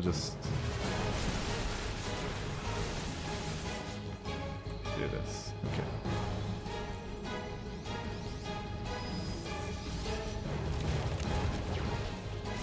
So some notes. You are pushing in. Detection is available. He does dive on top of the Lurkers, and Lurkers are going down one after the other. Lurkers, they cannot hold their own. There's no support, no buffer. Every Lurker falls. Massive pickups. GG gets called, and ArT will take a 2-0 lead in the series. GG. Whew. GG, well played. Again, a very shaky early game here from Fjant. Winding it back, if you recall, Fjant initially was going to go for a 3-base all-in. He cut workers at around 57. He was going for a massive all-in on 4 bases, going for road speed, going and setting up for the German taxi. Unfortunately for Fjant, what did we see out of ArT? ArT himself was the aggressor. He went up to 6 gateways. He delayed his gases at his 3rd base and was hyper-aggressive with Wing Stalkers, and he was able to out-trade his opponent, kill the 4th base twice. He forced 2 cancellations on the 4th base, traded with the Roaches, and by the time that Fjant defended, it was too late to counterattack. It was too late to all in, and he made the hard decision, the hard call to drone. The moment he droned, he fell behind. Again, he was already behind, I should say. He was far behind economically, far behind tech-wise as well. The droning was an afterthought, and because he was forced to drone, he was stuck in an awkward position where he had no tech, where he had no army, he had no economy, and he tried to recover. And, I mean, there were some nice moments where he was able to catch some Immortals, able to trade and get into some mineral lines as well. There was some damage being done, but overall, it was Fjant playing from behind after said failed all-in. GG, well played with that. We're now getting to game number 3, and we'll see if Fjant can recover or if ArT will close it out. Let's go. Meanwhile, a big shout out to Patches in the chat. God, my big guy, Este Patches. Thank you so much. Thank you so much for subscribing for 4 months. Thank you, puppy. Thank you. Do appreciate it. Este Patches. So getting into game number 3, potentially the final game of the series, as spawning in the bottom right hand corner of Lumen TE. What does TE stand for? What does PT stand for? He is our personal trainer. In the bottom right hand corner from the land of Sweden for Team Brody, it is Fjant. And spawning in the top left hand corner, we have the opponent. We have the pink Protoss player, the Polish Protoss representing the Platinum Heroes. It is ArT. Here we go. Not the first time we featured Lumen here. I believe we're able to see it during Pegasus Cup, if I recall. I think Lumen is a part of that. But we do have some interesting features here that we have seen in the past. One of those, of course, being the natural base, which is right next to the main, of course. It wasn't Washout. What was the map last season that was in the TLMC, the Simulated Map Contest for 2 seasons? Oh god, it's like it's on the it's on the edge of my mind. But that one. I want to say Stargazers, not Stargazers. Talisman, that's it, Talisman. But yeah, Talisman does have some unique features similar to that, where we do have our natural base. Our natural base being taken here, but we do have a hybrid expansion with gold patches, with mineral patches, and a worker path leading down into it. So very inspired by Talisman. Very, very inspired. We all know that Patches is a big fan of the board game. True. Big fan. I wonder why I knew that. It's crazy. It's crazy. Este Patches. How did he know? Again, big Talisman fan. PT equals Patches, T equals Tournament Edition. I should actually adjust what I said. What does T and PT stand for? Wrong answers only. Wrong answers only. Aye. T. Texas expansion. Oh no. That's when all of America is Texas. It's true. It's true. It's all Texas. We all know this. We all know. Aye. But there we go. Here we go. It is going to be a Stargate opener. Stargate opener out of ArT. Going to be opening up with an Oracle standard opener, and likewise does not quite take that hybrid base yet. Not yet. Oh no. Este Patches. Meanwhile, big shout out to Defiance. Thank you so much. Thank you so much for subscribing to Twitch Prime for 3 months with Twitch Prime. Este Defiance. God, yeah. Hope you enjoy the content, the StarCraft, and the channel as well. Hope you enjoy. As we're here featuring something a little bit different here. We're featuring a new mod. We're also featuring some potential new TLMC maps as well. As I would imagine, some of these maps are going to be submitted into the TLMC, and we're able to get a little bit of an insight on them early on. As Fjant does expand towards his opponents, bearing in mind we have 2 hybrid bases back to back. Once again, very similar here to Talisman, as we mentioned previously. Very similar. When it comes to the bases themselves, I will say that this initial 2 and 3 base setup is a little bit more secure than Talisman. There's the high ground, of course. We do have some choke points. The ramps are around medium size, so they're relatively accessible. There are multiple entrances as well. Bear that in mind. We'll see how ArT decides to expand himself. We shall see.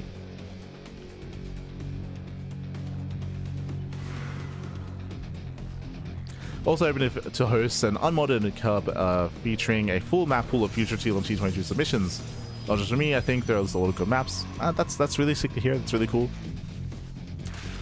Yeah, it's a really good way to. I mean, it's hard to judge which maps to showcase before the finalists and before the top 16 are announced, because there are just so many maps, right? There are so many to kind of pick from and to choose between.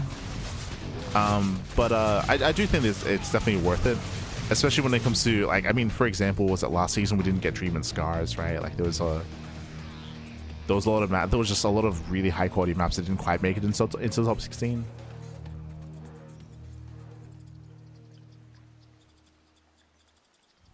What was the other one? Like there was like the assault on the manor. That map was awful, by the way. Like it was really cool aesthetically. The one where you could like break through the window. You like break down the window, and there was like it was like defending a mansion. Yeah, that map was crazy. That was a wild map. Where you had no expansion options. Like it was very, very linear expansions as well. Like and very defendable. Like crazy. Yeah, the Omni map. Like, it had like almost 10 out of 10 when it comes to aesthetics, but it was just an awful map.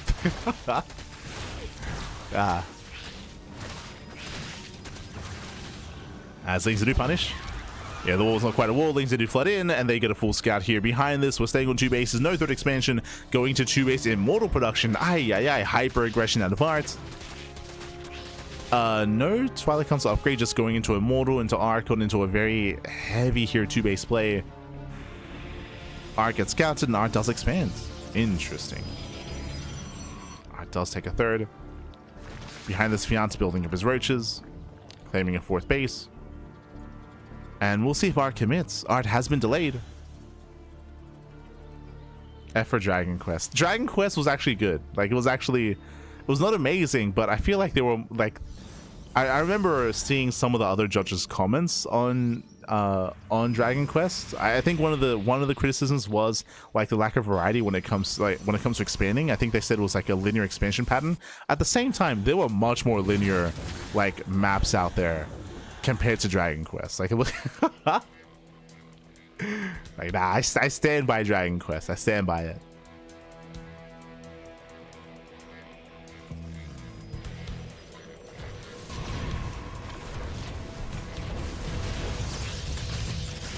There were worse maps out there.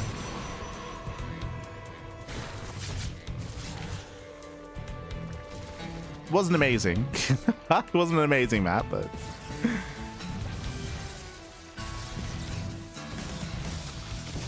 you could show it to the people. The aesthetic was fire. I see what you did there.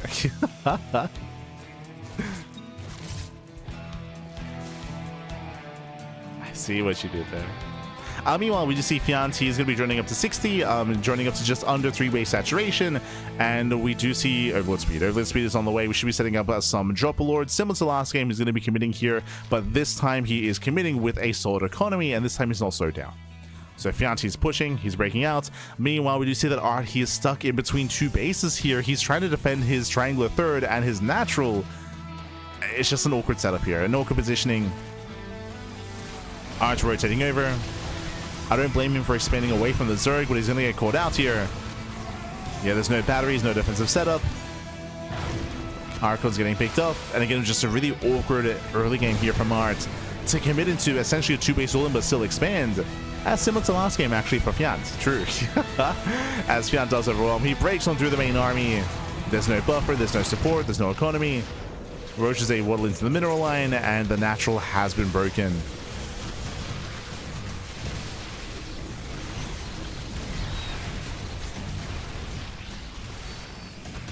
As from here, the Archon gets picked up. Both Archons do fall. Again, the Immortals are on their own. There's no buffer, there's no support. As the Cybercore got sniped, you have to warp in Zealots. And we have a series, baby. We have a series. And again, this also showcases how awkward it is to defend as a player if you're expanding here on the natural and also at the triangular location, trying to rotate back and forth. It's very awkward.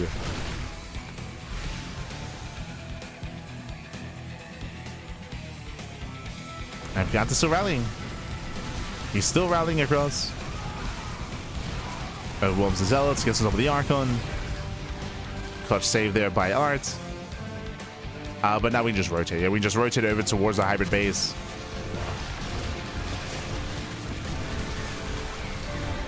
Getting one of the Archons. The Archon surrounded the Immortals as well. Once they get the juggling, the ArT. He's microing his heart out, but it doesn't matter. Like, there's just too much Zerg, too much Swarm.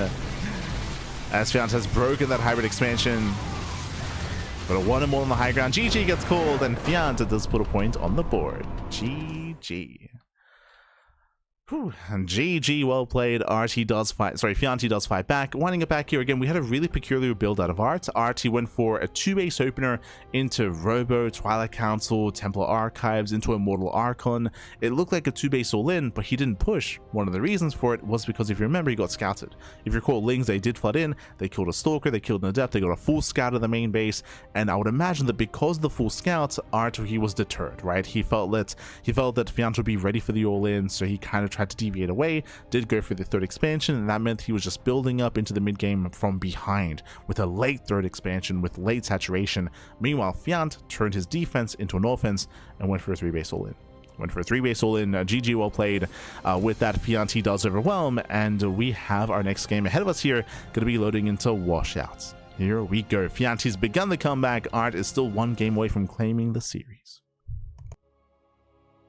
Una más, papi, una más.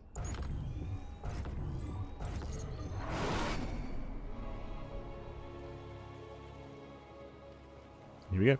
Here we go. Spawning in the bottom left-hand corner of washouts, we have the yellow Zerg player. We have the yellow Zerg player. We have the Swedish Zerg representing Team Roddy, putting a point on the board. Can he force the ace match? It is Fjant. And spawning in the top right-hand corner, we have the pink Protoss player. We have the Polish Protoss representing the Platinum Heroes. It is ArT. Let's go. Let's go. As once again, we're gonna be loading into another Patches map. Here we're gonna be loading into Rainer's map. Kappa. much love to Rainer, much love. We're gonna be loading into washouts. Washout does have an interesting layout here. Specifically in the center of the map, we have a bunch of rocks walling off and kind of limiting the amount of attack options you do have, at least in the mid game until the rocks get knocked down. We do have a relatively standard kind of like 3-base setup and even a 4th base. This is one of the more unique features, is the hybrid bases with the destructible towers. Basically, you can come in, you can destroy these towers, and you can destroy the mineral patches as well. I think someone posed the question whether the towers being knocked down would actually kill the mining probes or the mining workers. That I'm not certain of. I don't know if the tower goes far enough to potentially kill a worker that happened to be mining at the time, but regardless, mineral patches will be destroyed. So I believe every hybrid location does have towers that can be knocked down to destroy those patches.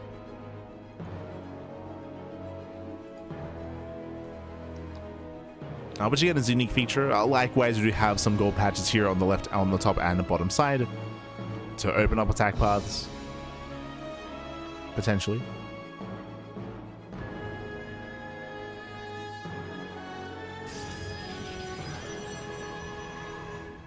Likewise, the main base is a little bit more accessible. You have a bit of a larger main. Not really too applicable here to PvZ. The ArT does gain vision. Just settling in. And again, ArT has been very flexible when it comes to his tech of choice. Stargate openers, Twilight Council, Robo. We're seeing a little variety here out of ArT. Once again, it's going to be a Stargate opener though, going for a standard start here on Washout. Calming down. I think so far I've been most impressed by the initial DT opener from ArT in Game 1. It didn't work, but it was just a really smart way to kind of make use of the changes and make use of the mod, make use of the patch. It was a very unique approach. And a unique answer that the problem was kind of like posed before him. As we have a Void Ray opener. Okay, going to be opening a Void Ray, denying vision, denying scouting. Here we go.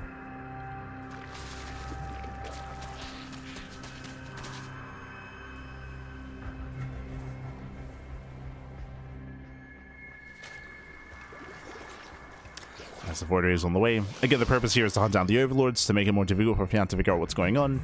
From here, we can rush into Sky Toss, we can go into a Hidden Tech, or we can go into a 3rd expansion. ArT has options.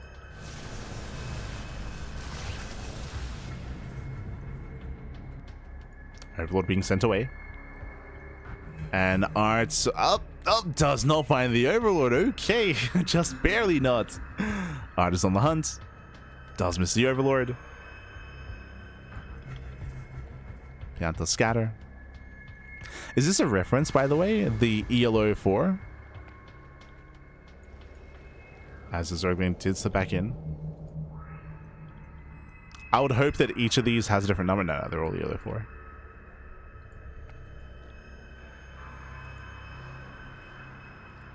Ah. That's where all the MMR went. True. It's gone. Gosh.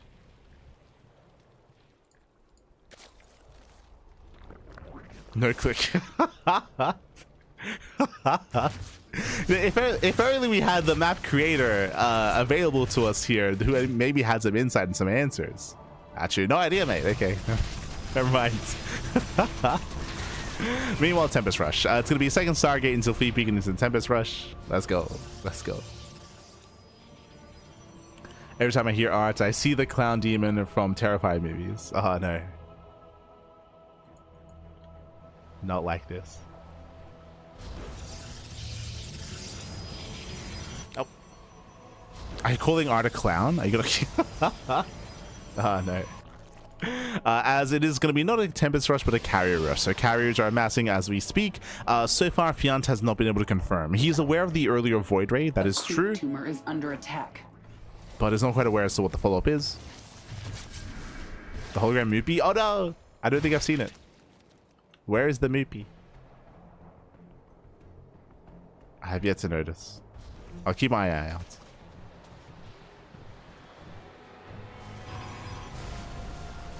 As another Overlord does get found. Scout is going to be denied. Oh, there it is. Let's go.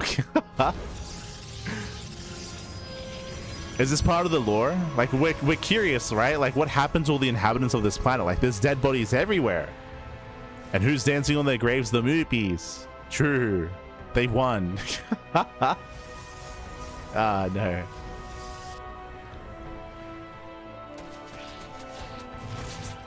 It was all the Moopies. Really, we just need more dancing Moopies around this. We need to... Oh, no.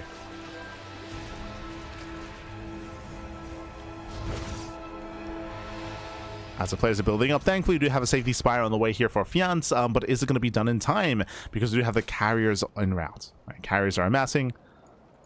Speaking of, I would imagine that this is a carrier upgrade. Hold on, let me just double check. I didn't notice. Okay, new upgrade. We got two of them. We got Kadaran shielding. That does kind of look like a shield, or graviton catapults. Okay, increases shield regeneration by 11.2, reduces the shield generation delay from 10 to 1. Okay. So increased shield regeneration for one of them. The other is launch speed of the interceptors now increased. The first 4 interceptors are launched at a cooldown of 0.125. The last 4 at 0.25. Jesus. Okay. So we got some carrier buffs, or some carrier upgrades. Launch interceptor range was reduced. Okay, so we did have a bit of a back and forth there. Regardless, Fjant is committing, and just now he's about to find out what he's pushing into, because here come the carriers. Oh no! Yeah, carriers have arrived. Biles, they do land, but the carriers, they can take it. Yeah, they can take the Biles. Ravagers, they keep into the mineral line. Probes are going to be going down, but how many before every Ravager falls? Oh my god. As that's going to be 21 probe kills. The expansion may go down as well. But what about the counterattack? Because we're about to have 3 more carriers on the way. 7 carriers in total. That's a lot of carriers. That's a lot of carriers, Pappy. As many carriers as there are corruptors. We have 8 corruptors in production. Carriers now going to be moving out. And now moving on. I wonder if you noticed, but carrier speed has been increased. I did notice that as they were pushing. Like, I was like, hold on, the carriers, they look faster than normal. They are. So they're a little bit faster. They have more health, more HP. Shorter acceleration, so they move faster as well. They react faster. Jesus. Yeah, there's a lot of... Yeah, I mean... That's insane, Pat. That's insane. And here we go. The corruptors, they do try to collapse in. They do get one. One carrier does go down. Shout out to the queens. They do support. Getting a second carrier and a third carrier. Meanwhile, back at home, ArT defends. Yeah, ArT, he does try to defend here, but never mind. Too much economic damage here, and ArT, he taps out. We're going to the ace match. We're going to the ace match here. Again, ArT went down to 50 probes, and he was still losing more workers. If he hadn't lost those carriers across the map, then I do think he could have made a game out of this, but losing half your carriers, that's brutal. That is brutal. GG, well played. We're going to game 5. We're going to game 5. But those carriers were terrifying, by the way. Obviously, we didn't really get to see them come to their full fruition and really flourish. Yeah, Sky Toss is definitely going to be interesting. Hold on, what were the changes to the Mothership and to the Tempest, if any? Tempest was untouched. Okay. No change to the Tempest. Added upgrades to the carrier.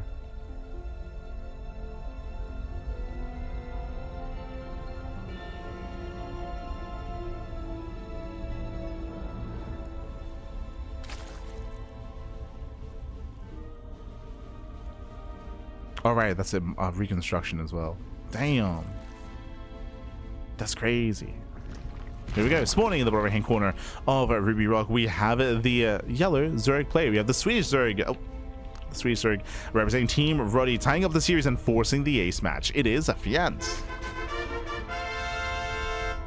And spawning in the top left hand corner, hello, we have the Polish Protoss player, the pink Protoss representing team, the Platinum Heroes. It is ArT. As Fjant is coming in with a proxy hatchery. Here we go again. We've had an intense back and forth. Fjant, who was not fully aware as to what he was up against last game. He wasn't fully aware of the carrier rush. He committed into his own roach aggression. He was able to cripple the third base, kill 21 probes, kill the third expansion as well, and was able to get into his corruptors just in time. Remember, thankfully did have that safety spire and was able to catch out those carriers. We saw 3 carriers, 4 carriers going down. But here we go. Hatchery has been placed. Now bear this in mind, this is not an all-in. This is the equivalent of an eBay block. Remember, it is a hatchery into a hatchery before pool and before gas. So this is not a rush. This is a way to disrupt the economy. Ooh, and ArT does react and respond by pulling the boys. This is already worth it. This is already worth it here. Often we do see players react and respond with 2 gate openers, with 2 gateways into a cyber core, but here ArT goes for pulling the boys, and this is better for the Zerg. So mining time is being denied.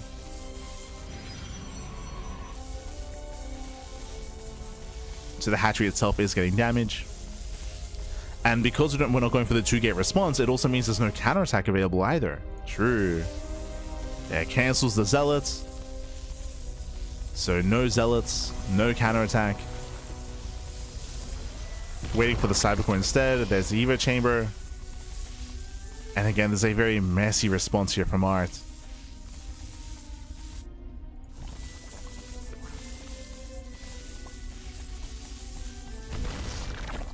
Oh.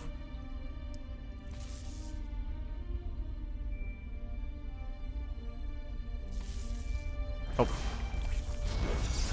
So here comes the expansion. ArT finally does claim his third. Sorry, his natural, I meant to say. And likewise, doesn't really have much counterattack potential either. So Fjant is free to join. Free to join now, free to saturate. So far, so good. Their acceleration is actually lower, so they're faster, but accelerate slower. Oh, okay, my apologies. My apologies.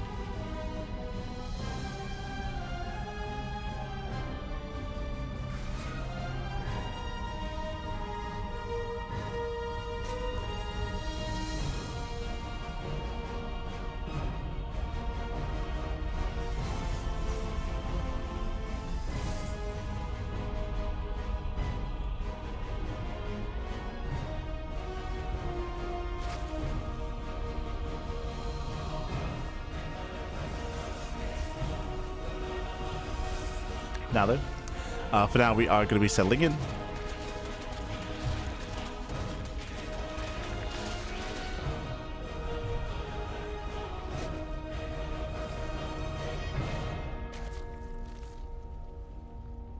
So now we're joining, we're saturating, we do have the Oracle eventually on the way.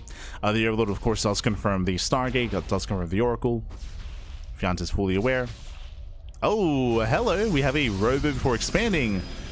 The ArT. Again, ArT's been very aggressive and very diverse in his play. The Overlord is hunted down, and the Overlord does get out the Robo, actually. Okay. Does come from the Robo. Robo into Twilight Council.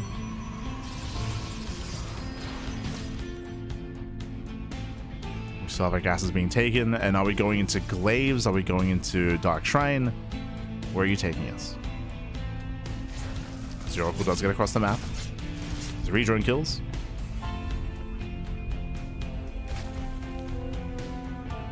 Catching out 3 workers. Oof, the Oracle does fall. Brutal pickup. Oh, and it is going to be the Dark Shrine. So delayed Dark Templar, delayed Archon drop basically. So it's going to be an Archon drop follow-up here after the initial Oracle. Fjant has a piece of the puzzle. And is already making roaches defensively. Cutting workers at 41. Cutting workers this early on and making roaches is suspicious. Yeah, we walking? Yep, we're waddling. We're waddling across the map. Again, I did notice the roaches early. 41 drones. It's going to be a 2-base all-in. 2-base all-in, a 3rd base just for larva. No drones, no saturation. It may as well be elsewhere. The queens are waddling. Roaches and lings as well. And if there's no battery... No, sorry. Yeah, if there's no battery back at home, then there's going to be no cloak DTs. Oh, wait, I guess they can warp in defensively. True, true. They can warp in defensively. Army gets spotted. There is no lair.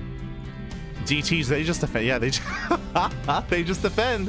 There's no detection. Oh no, lair begins. The all-in is failing. No detection. In my mind, I was thinking, oh no, DTs are going to warp in without any shields, but defensively, they're fine. So they warp in defensively. The all-in has failed. ArT, sorry, Fjant now starts droning. Now he starts taking up. A brutal decision here. Brutal moment for Fjant. Ay, ay, ay. He invested so heavily into this army and it does nothing. He's coming back home. And Fjant falls behind. Straight up. He just falls behind here. DTs, they just hard counter. As we get the Archon drop across the map. I mean, I guess thankfully he noticed it, ArT Templar, so he could react and respond, but this is a brutal position. Fjant.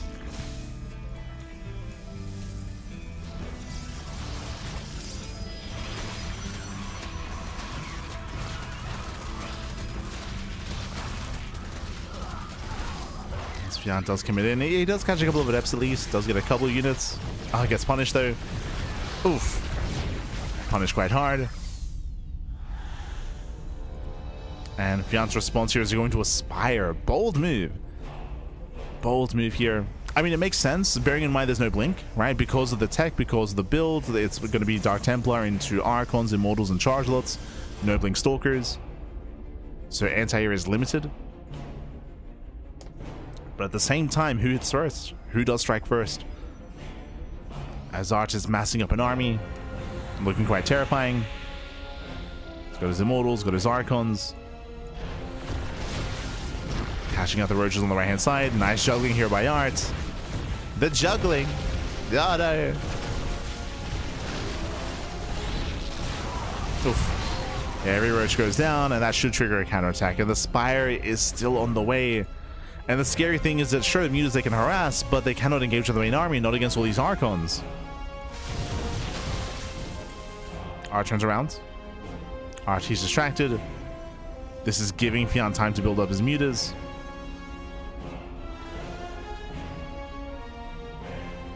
He's being given time. Does the Prism have more capacity? Wait, what? Hold on. Yeah, it does. Okay. Increased capacity Prism. Let's go. Let's go. Jesus. Jumping into the main base. I mean, I guess that's a way to help out with the fact that warped in units do lack shields. True. Moving on, the main army does collapse in. We got formals behind us. They just go to town with the roaches. But where's the support? We need more zealots. We need Chargelots. Where's the warp in? Oh, there it is. Does go for the warp in, but it might just be too late. The Immortals are exposed. Save the Immortals. The Vials. Oh my god. Yeah, the Immortals are low. One Immortal goes down. The second Immortal as well. Barely gets away. Never mind. Yeah, it does get away here. We're running out of roaches. And has ArT done it? Prism got sniped. No more reinforcements. We need those warp ins. ArT, he's banking. He's banking resources. Oh my god. And with that Fjant, he's barely holding on here. Does hold, does survive. Again, the lack of Prism, the lack of reinforcements was killing him. Was killing ArT. No Spore. No shot. Do we have detection? No Spore at the third, no Spore at the fourth base. Likewise, there is no Overseer. DTs are making their way in. And we're going for the mineral line. Yeah, going for the mineral line here. Oof, we're already getting 6 drones, 7. 7 drones going down. Now going for the expansion, spores repositioning, clutch transfuse.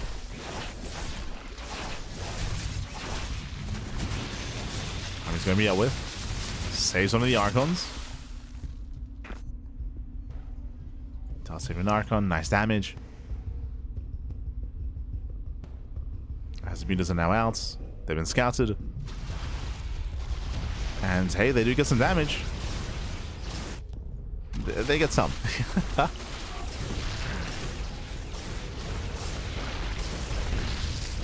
Mutas are getting called out. 3 or 4 mutas go down. Not quite worth it in the end here for Fjant, trading 1 for 1. Not quite worth it. And from here, where are we taking? So far, we're still lacking the Ravager upgrade. So Ravagers are morphing in.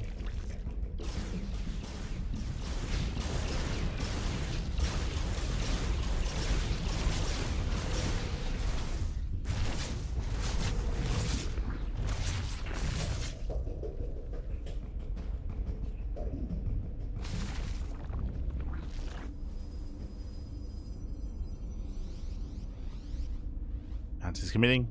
This time he does have a better economy behind this, so he can sustain these losses. He can sustain this army. The Storm is not yet ready. The Templar, oh my god. Turning them away. Bars are connecting. But he's still pushing into 4 Immortals. Yeah, he cannot. Yeah, he cannot break this army. Not against 4 Immortals. Aye, aye, aye. Oof. And the army gets punished. Archon gets focused down. But there are just so many Ravagers falling here. They're losing almost everything at the same time. If Fjant did peel off some roaches into the mineral line, does get a handful of probe kills, but only a handful. And ArT is getting out of hand. We need those reinforcements. We've got 1,000 minerals in the bank. Where are the war pins? Oh. As ArT is making his way into the main. Not pushing at the same time. Going for Sky Toss? Oh, okay. Going for the Stargate. So throwing down the second Stargate. Just harassing in the bases. We're expecting a fleet beacon? Question mark? I would assume. Or upon seeing the massive amount of Roach Ravager, are we thinking Void Rays? Should be a really weird response and reaction, but I mean, I guess that's what's the plan here? We open Stargate. We don't need one for a fleet beacon.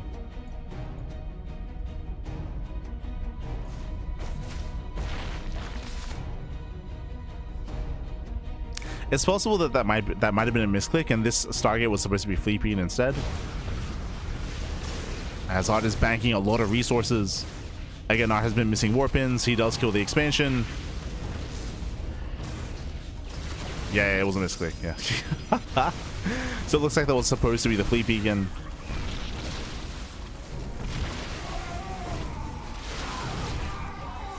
Just a tech up. Storm does turn away. Again, ArT still banking a lot of resources here. How many gateways is he on? 8. I mean, he's just been missing warpins. Which is dangerous. It tells me that Fjant, there's going to be a window in time where he could just move out and break out. So he has this Mass Ravager.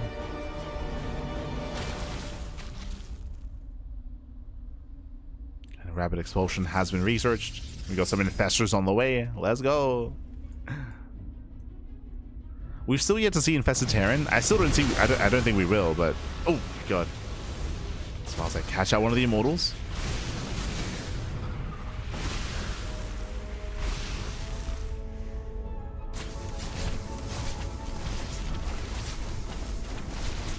Does catch out the Immortals. As also do get across the map. Hoping to catch out the expansion. Queens are falling. Queens are falling. Carrier production has begun. Shadow Stride as well.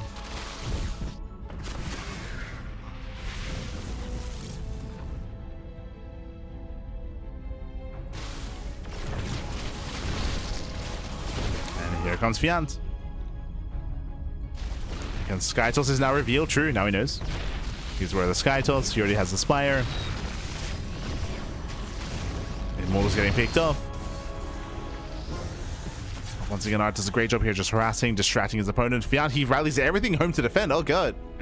A bit of an F2. He rallies back home to defend. This is giving his opponent more time to build up carriers, to build up Skytoss. Fjant, he does have access to Corruptors, but no Corruptors yet. Where are the Corruptors, Pappy? Or at least Neural, or... I was gonna say just trying to just think of an answer here for the carrier. Fungal does land. Biles, they can graze the carriers, true. But we'll lose one Infestor. Yeah, 1, 2, 3 Infestors gonna be going down. Fungal does graze the Immortals.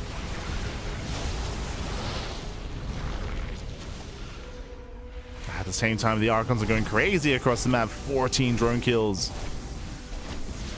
Zalce popped off, killing another expansion. Another base going down. And Fjant is just being pulled apart. Just being pulled apart here. Cannot keep up. Not against all these losses. Again, it was just a shaky start with Fjant's failed all in, and he's been trying to recover, but you can see, at least tech-wise, has been one or two steps behind due to the economy.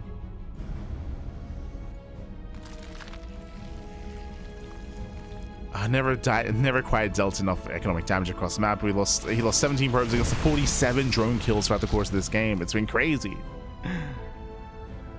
Fjant's been trying to hold on, trying. And there is potential with Mass Ravager, right? If we can bile the army and land biles on all the carriers, if the army stacks, then sure. This can work, but Fjant, he's got one fight. He's got one fight in him. One Hail Mary play. Shows the Biles. Biles on the Mothership. Mothership does take a lot of hits. There's a lot of damage. Ooh, Infestors go down. Lands one Fungal. But last, it just is not enough here. And not enough Ravagers. Biles, they punish the army. Zelaron might continue.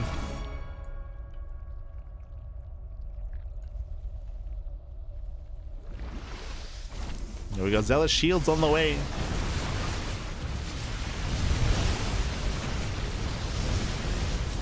And oh my god, the Biles are crazy. Biles, they take down one of the carriers, they take down one of the motherships, so GG gets called and ArT overwhelms. He breaks through the main army and ArT will claim the series 3-2, taking down Fjant. GG. Whew. GG, well played. Again, a really unfortunate start for Fjant. Fjant, he was aware that there was a faster robo, he was aware that there was a late expansion, but he didn't know if it was Glaives or Blink or Dark Templar. So he gambled, he went for a big all-in here at the start of the game. No detection available, there was no lair, no detection.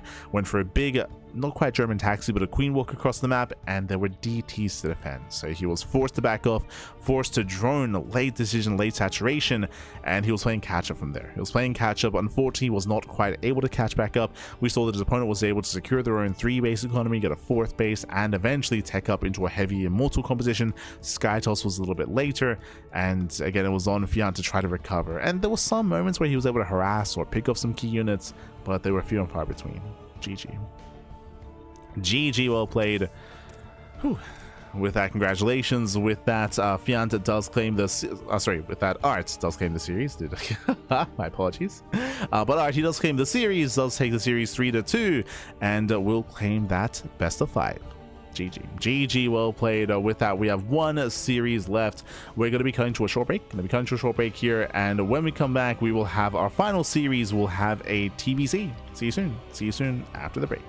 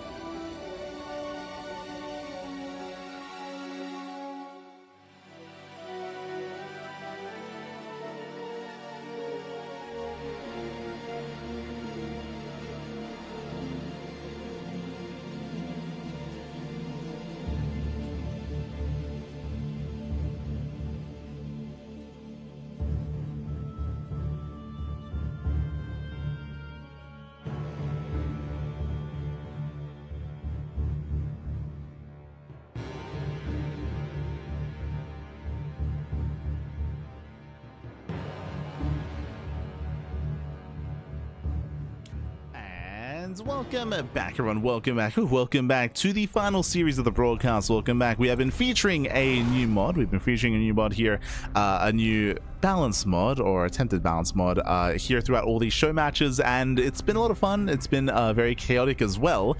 We haven't seen too much macro back and forth, and I don't expect to see that here. I'll be honest. I do not expect that whatsoever. Here we go. As I do need a moment. Un momento.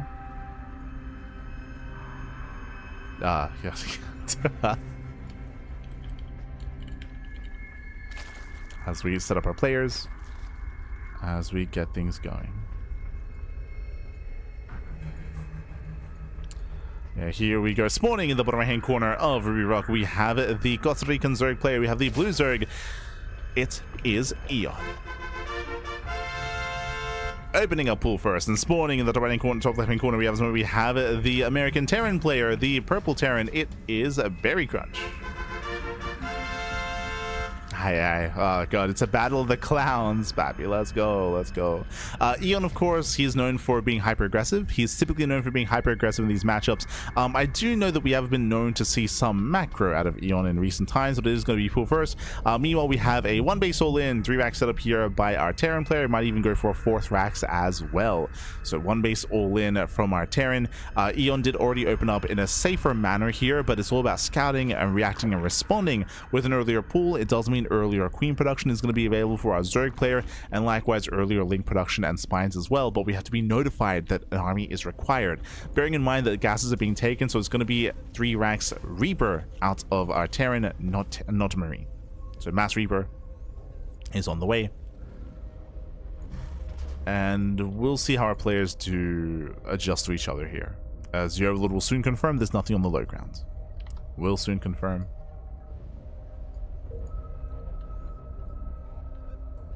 As our initial Overlord is going to be bottling in. The Lings are moving out across the map. These Lings will be punished if they get called out by the Reapers. And likewise, we have a full wall here at the ramp as well. So things are looking better here for the Terran. Or Mayberry are looking better here.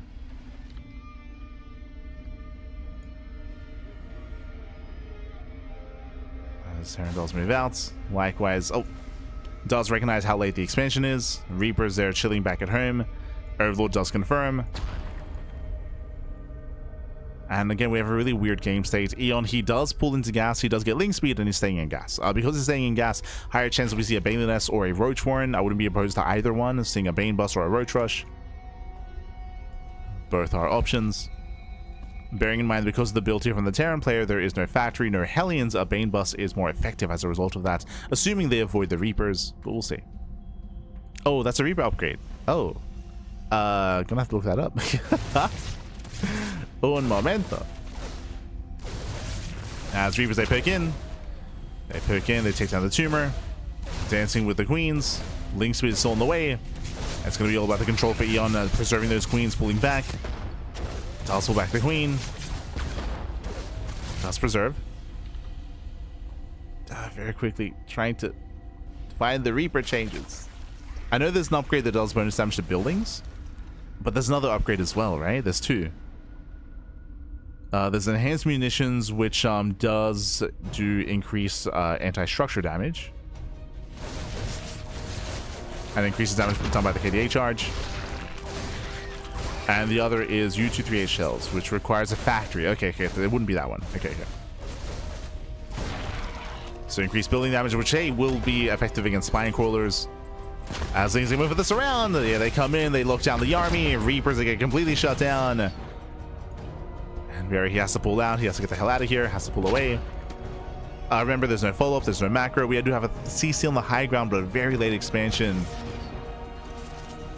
And EON could just drone. We have all that gas.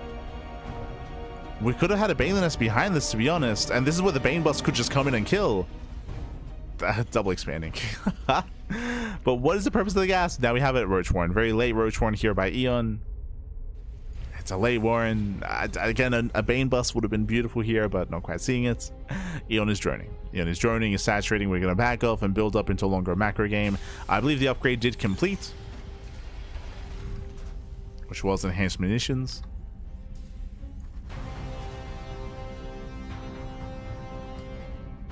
And now we're going to try to macro out of this. Now, I would say that the best course of action for the Terran would be to go for a 2-base all-in, but that is a third CC, which gets scouted by EON as well. He does scout, he does confirm, and EON knows now that his opponent is going to try to be greedy here in the follow-up. Is being quite greedy. Still no factory. Very late factory here by the Terran, which means the Roach all-in will be even more effective. It will hit even harder.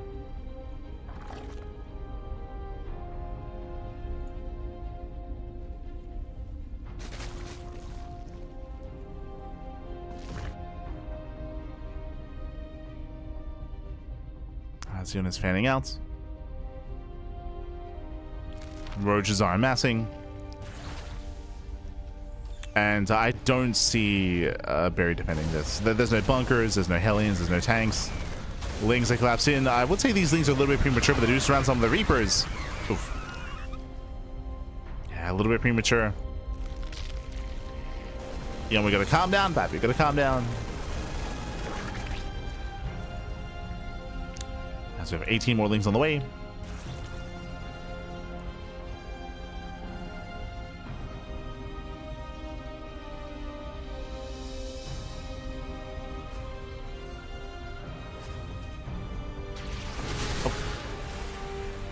Takes down the Depot. Depot goes down. Boys are being pulled. Barry getting desperate. Tries to send forward and does get one of the Ravagers. Not bad. Yeah, one Ravager, two Ravagers go down. Pile's not quite connecting. And EON, he does cripple the economy here, but what about the main army?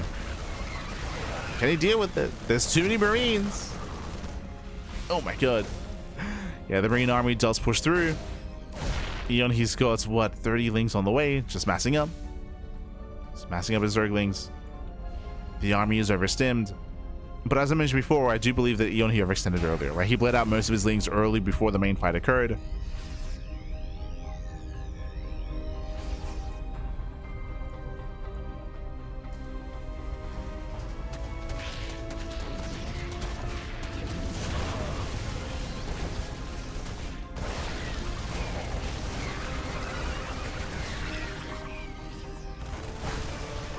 Before the main fight even here, bleeding out more Lings. And behind this, because of the third CC, the longer this game goes on, the better it's going to be for the Terran. Alright, EON's third base is an afterthought here, barely an economy for the Zerg. He was completely all-in, and the all-in failed. Yeah, the all-in failed. EON is now joining up. Late drones, late saturation. Ay, ay, ay.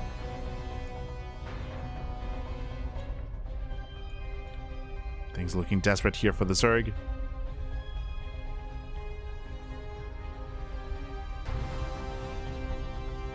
And I'll be honest, this bio army can just stim and win. We can stim and win, Bappy. There's no Banelings, there's no splash damage. No Ravagers either. True.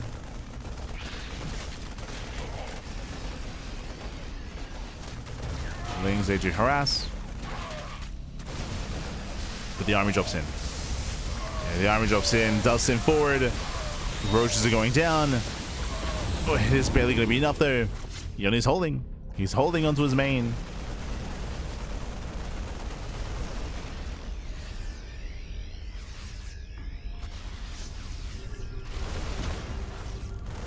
He's holding onto his main base. Again, still no saturation at the third. Speaking of, Barry does claim his own.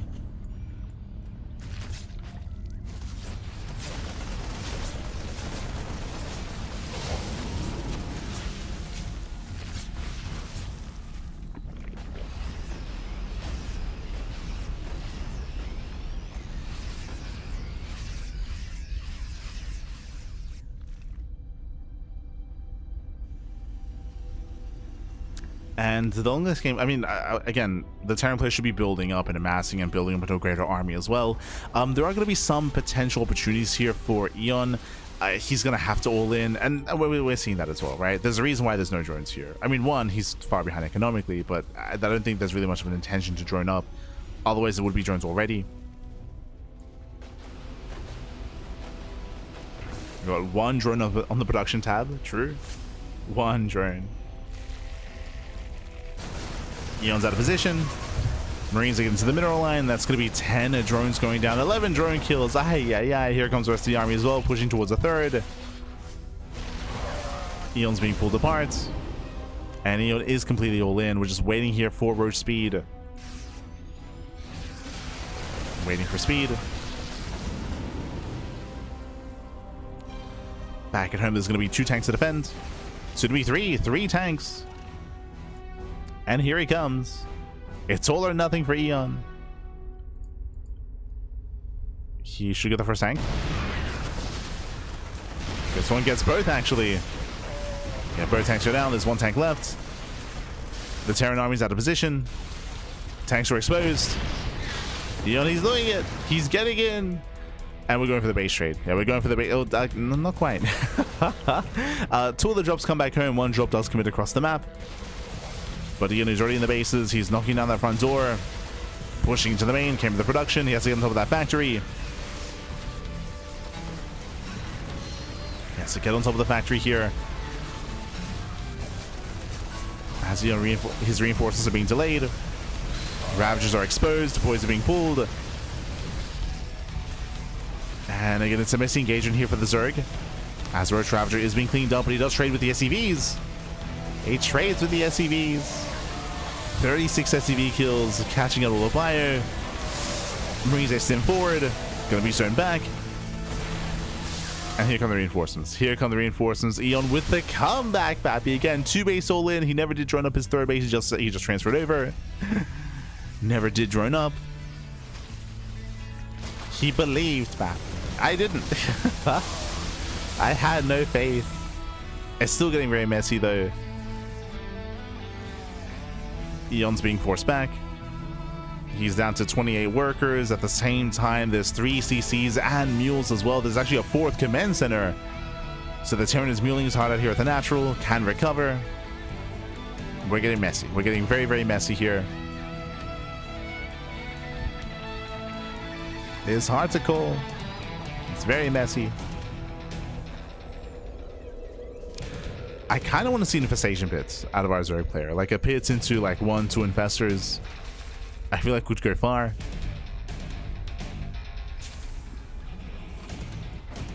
At the same time, our Zerg player can't be too idle because the reality is the Terran will be able to out macro and out produce. With 4 CCs and with mules, the economy here is actually quite strong for the Terran. So there's a lot of pressure on EON, and EON, he refuses to drone up. So he's still not droning. Killing workers at 39.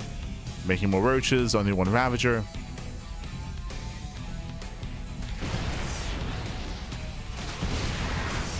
Takes down the tower. Oh, diving for the tank, he gets punished. Yeah, he does get punished for that. Dive was not worth it. Oof. Taking another tank shot to the face. EON still making more roaches.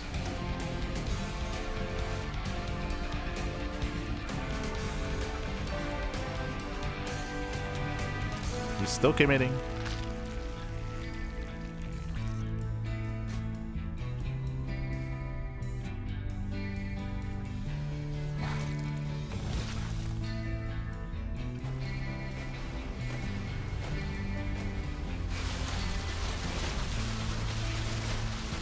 Oh, what's that?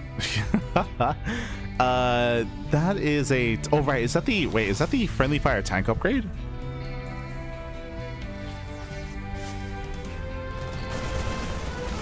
Hold on. We're looking it up. Meanwhile, we do have U238 rounds on the way, which I don't believe benefits much of what Barry has. Am I crazy? Yeah, that's an upgrade for Reapers. Correct? The hell? I believe that's U238 rounds. As Marines, they do get into the mineral line. We're getting vehicle weapons as well. We're just getting everything. We're just... But hold on, I did want to check the tank upgrades. So I think there's only the tank friendly fire upgrade. But I could be mistaken. Yeah, that's the Crucio dampener. Crucio. Crucial dampener upgrade. Basically, the upgrade does mean that the tanks do reduce friendly fire. They do reduce friendly fire. I mean, we'll confirm. Yep, U238 rounds. There's Crucial dampener. Yeah.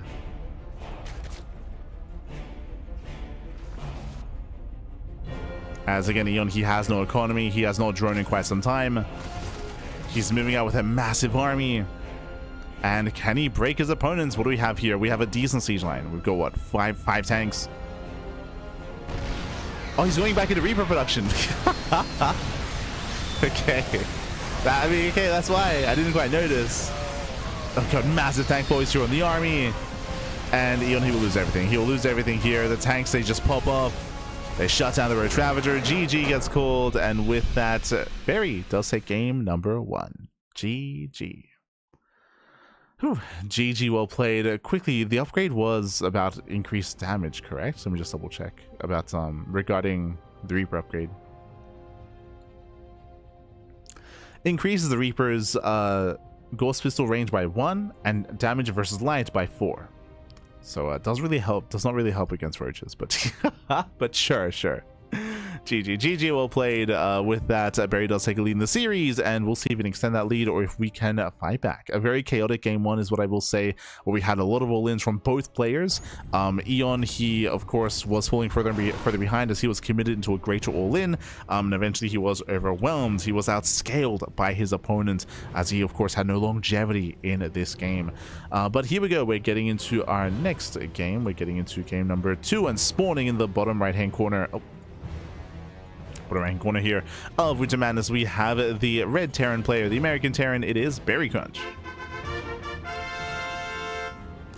And spawning in the top left-hand corner, we have his opponents. We have the Costa Rican Zerg player. We have the blue Zerg. It is EON. Just catching with the chat. Am I 6% friendly fire damage for the tank? Yeah. I was just checking to see if I missed like another tank upgrade. But it's just reduced friendly fire. U238 rounds gives the versus light bonus and plus one range for Reapers. Good for workers. Yeah, I would imagine it's decent for workers. I would imagine the goal for that is mainly for it to be a decent supportive unit against Link Bane, right? Especially with KDA charges. I mean, this is known even in current StarCraft, where if you can keep like your initial Reapers alive in towards the mid game, KDA charges can actually do quite well against Link Banes to avoid surrounds and to isolate Banelings as well. So I would imagine that's the purpose, is to make it a little bit more obvious and to give it that boost to be that supportive unit against in Bio versus Link Bane.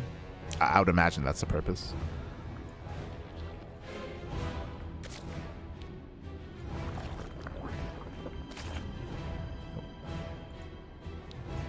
Of course, we didn't see that against roaches, but it's fine. It's fine. No, we just get upgrades, because why not?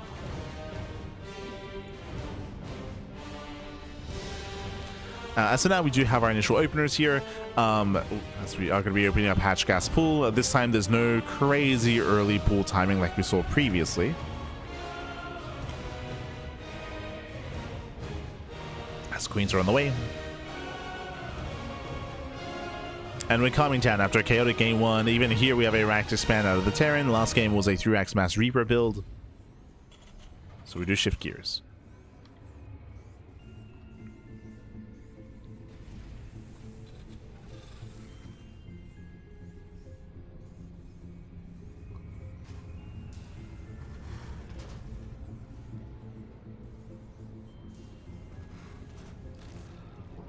We do shift gears. Reaper does pick in. Does force out a gas geyser in the Spore. So it does cause some damage.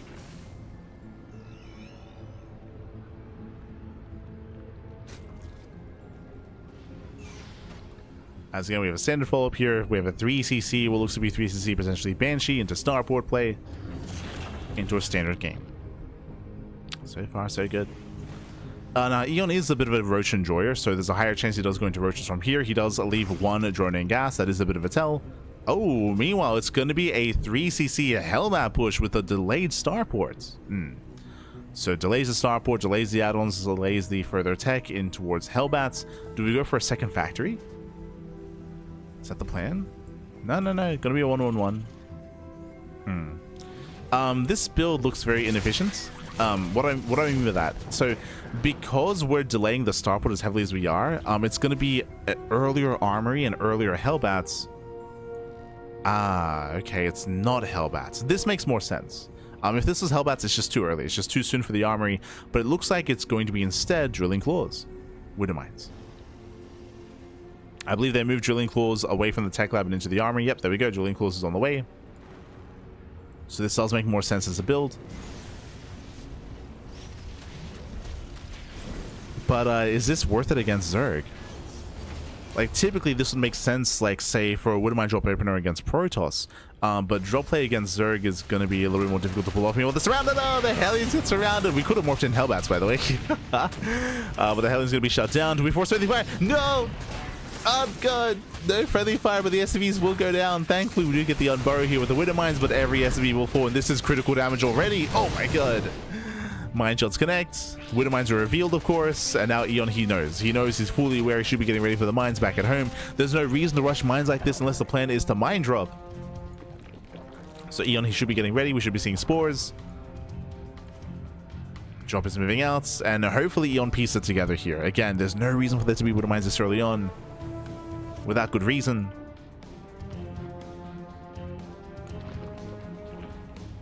Rushing infestation pit, bold move. Rushing for the pits. No spores. Yeah, no spores in position. The mine drop comes in. Spores are late. And EON does not react. Yeah, no reactions here. Aye. 9 drones going down. Critical damage. EON, he's still in a better position, but he's losing his lead. Does pull away this time. Better reactions in the main. But again, it does look like EON didn't piece together what he had seen across the map, and the mine drop play continues. Mine drops are continuing.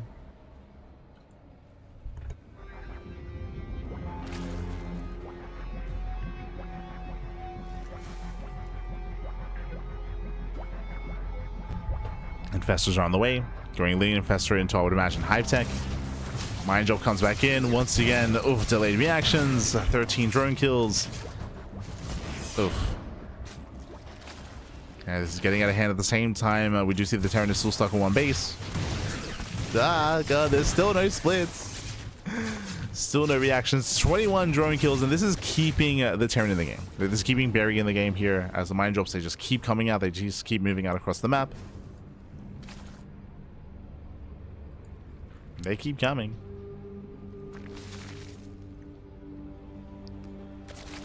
And EON has not been reacting.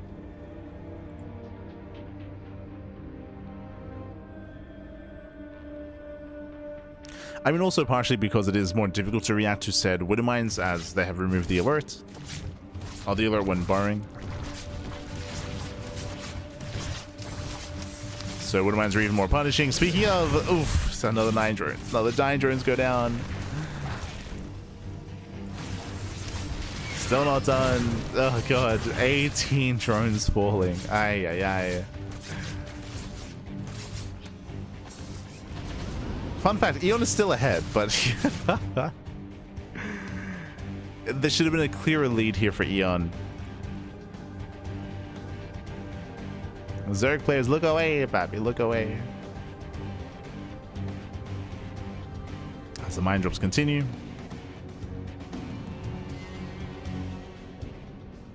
And they will get more damage. What am I to borrow this time? No! Yeah, late to pull away. 5 more drones go down. And even defensively, the mine shots. Oof. Yeah, brutal. Just going mass mine. And EON doesn't have enough to break this. He can land the fungal, true. But he's running out of Zerglings. Fungal does graze the army. We get a bit of a chain fungal here as well. Kills all the Marines. But with the 3rd CC, I would say that I mean, Barry, he's almost completely caught up, economically at least.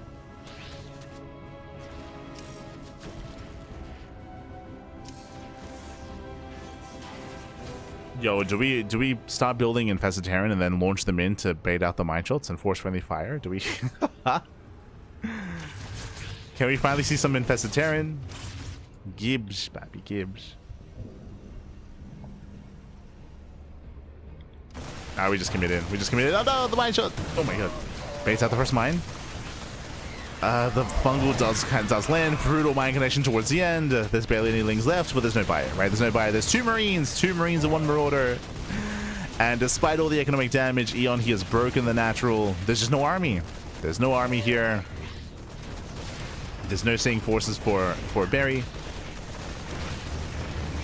There's nothing here. Another fungal. Oh my god. Another fungal lands at the same time. The mine drops they did continue. Oh, Infested left idle. Oh no! Yeah, they're being left idle. One fungal lands. Lings they flood in. There's no more widow mines. Contamination on the factory. Very nice move here. Going for the contamination. And EON, he should still overwhelm. Massive fungal. Lings are flooding in. Another chain fungal as well. There's no medevac support. And with that, EON has done it. EON has broken through. Again, EON, he lost how many drones? Let's see. 68 drones had gone down. It was crazy damage. But remember, at the same time, the Terran was on one base for a long time as well. So it was a very, very, very shaky game there for both players. In the end, though, EON did overwhelm. GG. GG, well played. He could sustain those losses despite there being so many losses. Was still that far ahead. GG. Whew. GG, well played. With that, we have our back and forth. We're getting to game number 3. Let's go. Do Infestors have the Infested Terran ability?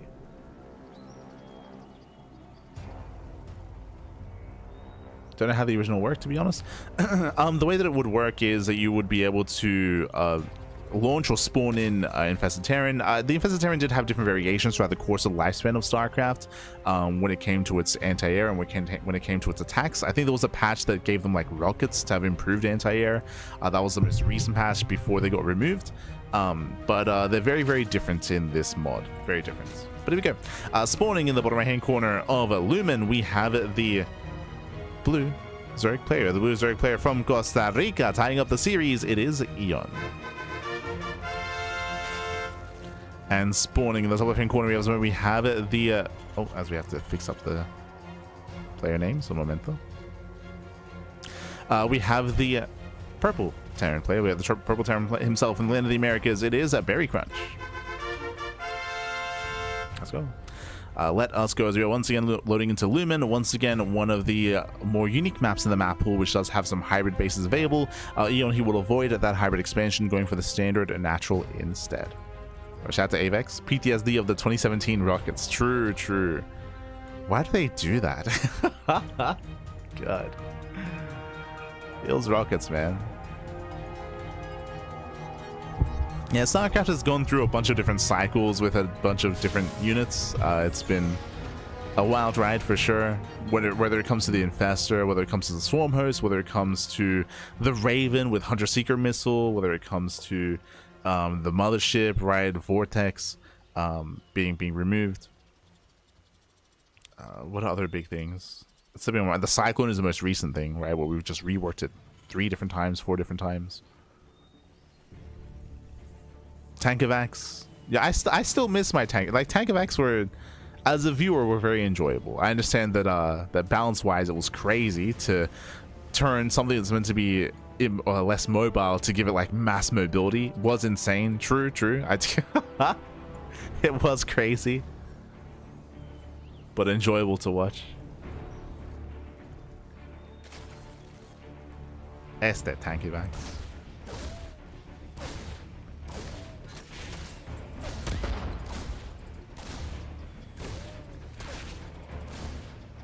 Mothership core, yeah, the the mothership core, the Nexus overcharge, the eventual like someone who thought it was a good idea to have pylon overcharge be a thing, and you saw pylon rushes. Unironically, for those that are newer to StarCraft, you might not know this. Yo, you thought cannon rushes were a thing. We had pylon rushes where you would send the mothership across the map, get pylons, and then overcharge the pylons just pop off. It was crazy.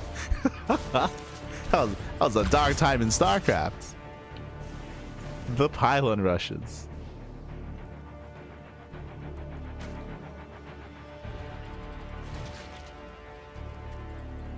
The model shield, yeah, was different. There was proxy nexus overcharge, but yeah. You had proxy nexus and then overcharge in the main. That was also a thing. EON is link flooding, by the way. We're reminiscing about like different aspects of StarCraft and how we had different units, of course, but EON is going for a massive link flood. Cuts workers at 28 very early on. Back across the map, we're going for a third CC. EON is fully aware that we do have a wider entrance here in towards the natural. It's going to be a 3 CC into Starport, but the entrance is massive. It's wide. There's no bunker, there's no depots, there's no Sim City, and here come the Lings. They do catch the first Hellion. One Hellion gets caught. Second Hellion as well, and there's nothing. Sorry, there's two Hellions. There's two Hellions on the way. Gets us around. Yeah, it comes in for the surround, locking down the Hellions, and with that, that's going to be 1, 2, 3. There's one Hellion left. Just the one. Get out of here. The Hellion does try to pull away and does escape the Lings at least, but SCVs are still going down. Getting up to 9. Getting up to 10. Yeah, 10 SCV kills, critical damage in the main base. The Hellion still falls as well. Brutal damage. Now, there's a bit of a give and take here. On the one hand, EON did cut workers, but behind this, EON has been droning, right? EON has been droning quite heavily, droning up to 45. At least our Terran player does have a third CC, but that was still some heavy losses here back at home. 10 SCV kills. The other brutal thing is that the Hellion count was almost reset. That was, what, 4 Hellions going down, so now the counterattack is going to be delayed. It means that EON has more time to drone and to prepare for the eventual Hellions moving out. So a rough start here for the Terran.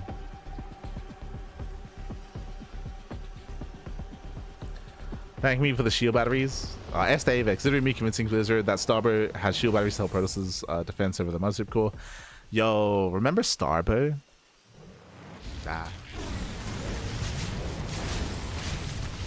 Unfortunately, I mean, we said this before, as geez, the Hellions still pop off across the map. 8 drone kills, very nice damage. Lings, they attempt to counterattack, their Hellions back at them to defend, and we're going to mech a double armory very quickly. I would say too quickly. This is quite greedy, actually. This is all for one factory, by the way. What? This is insane greed after a really rough economic start, by the way. So a bold move by the Terran, going double armory and going to double upgrades with limited production and limited army. Bold move. But what I was getting at is, we spoke about this previously, but unfortunately it feels like Starbow was ahead of its time, unfortunately, where a lot of work, a lot of effort was put into it, of course, even tournaments, and it was being showcased as well. I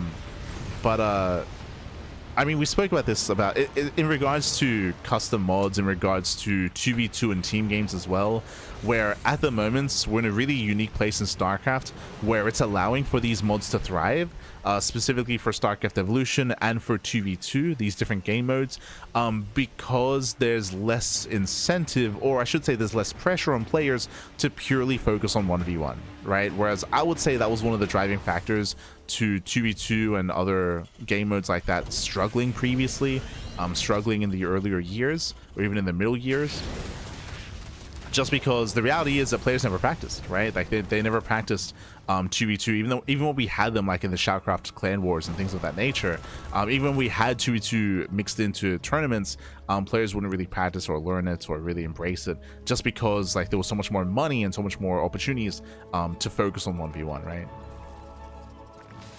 Whereas nowadays, because of the off-season and because of arguably some uncertainty when it comes to the 1v1 circuit, it does let players spread their wings a little bit more and actually explore other avenues. And as a result, 2v2 is flourishing right now, more than ever before. 2v2 is like a huge aspect where we have so many pro players competing in 2v2. And likewise, SC Evolution has had more success as well. I would imagine because of that. And that's one of the many reasons to be. There are other factors, of course, but even a mod like this, I don't know if would have had as much attention as Lings. They just collapse in, they just kill everything. Again, the army is quite small here because of the delayed factories out of the Terran. Delayed factories, delayed production, and 9 more CVs go down. But I don't know if a mod like this would have gotten as much attention, you know, in like 2016. I mean, it feels Archon mode, man. Feels Archon mode. Starbird walks so SC Evo could run. Yeah, sure, kind of, sure. Feels Starbird, man.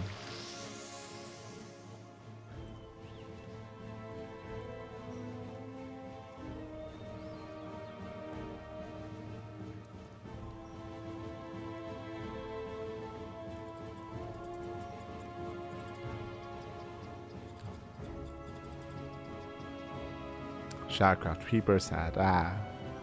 Good times, baby, good times. Good times. As EON does move out, once again, there's barely any army here. We got 3 Cyclones. Oh, let's go, the Infested Terran! Unnecessary, but sure. The Infested Terran, they do spawn in. Oh, they have their rocket animation. Not really, not quite. This is a custom animation, I believe. A little bit more Zergy, I suppose, kind of, when it comes to its anti-air. But regardless, we are going to be breaking on through. Bearing in mind these Infested Terrans, they do not have a timer, but they are dying over time. Massive fungal here on the SCVs. SCVs are going down. The Terrans are waddling in, Pappy. Let's go, let's go. And GG gets called. EON with style does take game number 3. GG. Again, I don't think even needed them to actually break the expansion or to claim the game here just because he was so far ahead. But with style, we get to see the Infested Terran for the first time tonight. Potentially for the only time, but GG. GG, well played. EON does take a lead. EON playing for the chat. True, he's playing for the chat, Bappy. Letting us see.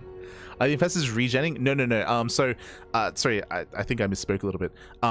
In the past, for those who weren't around for the Infested Terran, they were similar to like the Broodlord or similar to the Swarm Host, where the Infested Terran was on a timer, so it would expire and would just die after a period of time. Here in this version of the game, in this mod, it's been changed to the Infested Terran spawns in and is dying over time. The HP is slowly ticking down. It's slowly ticking down until eventually it does expire. So instead of being timer-based, it's health-based, which is an interesting take on the units. And I believe the same thing, just for consistency's sake, I believe the same thing has been done to the Broodlord, where the Broodlings are no longer on a timer. Instead, they're on like a HP kind of like time clock instead.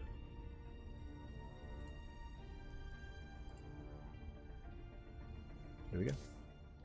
Here we go. As we are getting into our next game, as we are getting into game number 4.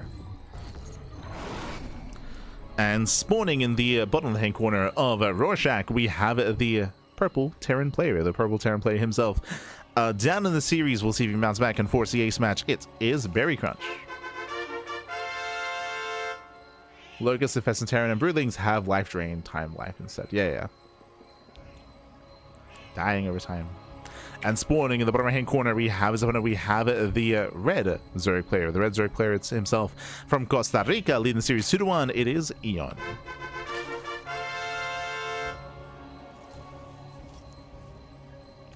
Here we go.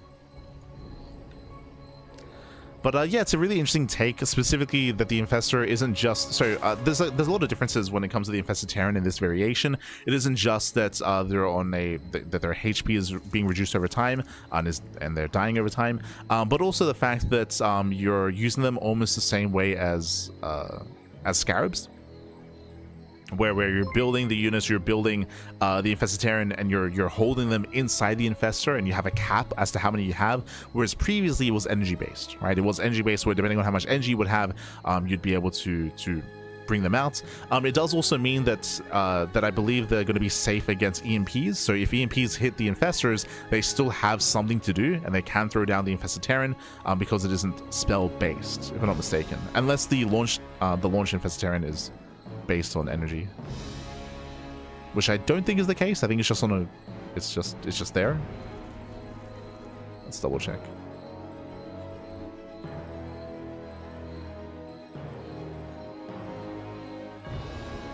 Yeah, it's not based on energy. So EMPs will deny fungals and will deny microbial shroud. Oh, I mean, microbial shroud isn't a thing, so we'll deny fungals, but it allows the infestor to have some kind of utility, right?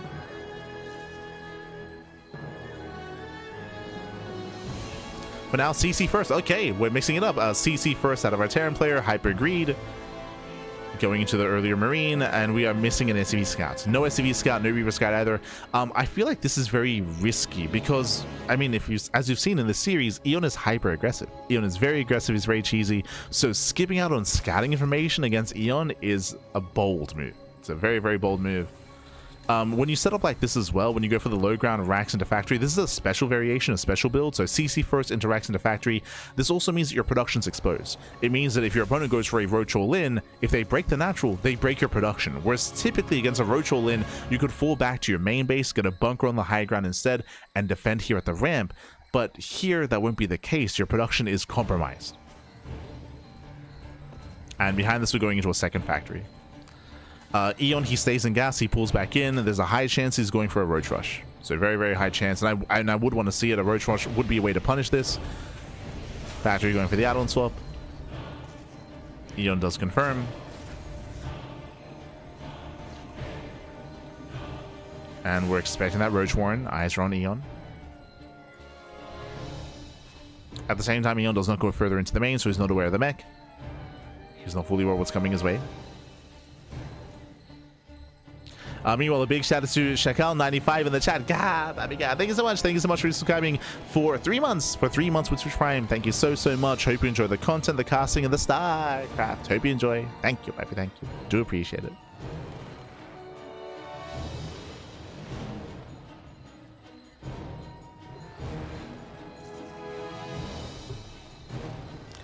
As Hellions, they poke in. Roaches are on the way.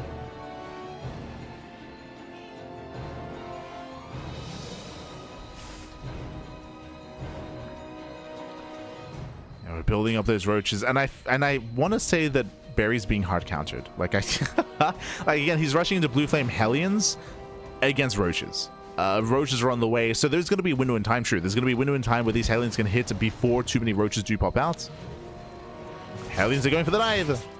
Dives into the... Ooh, does attempt to dive. Does pull away. EON chasing. Calm down. EON cannot give chase. Roach Warren is now done, and roach production has begun.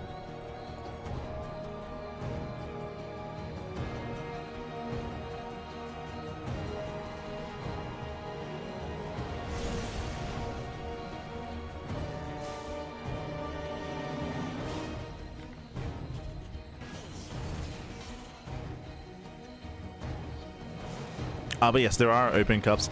Previously, open cups weren't available for this mod just because the arcade was a little bit limited a couple of weeks ago. For like 10 months, the arcade was locked down. But that has since been rectified, so I believe Patches does plan on hosting events on a regular basis here on the new mod. And also, if you have any suggestions, if you have any changes you wish to be made, or any ideas, or if you want to discuss, you know, even some of the validity of some of the changes as well, then I'm sure Patches is open to suggestions and open for critique and open to adjust some things as well.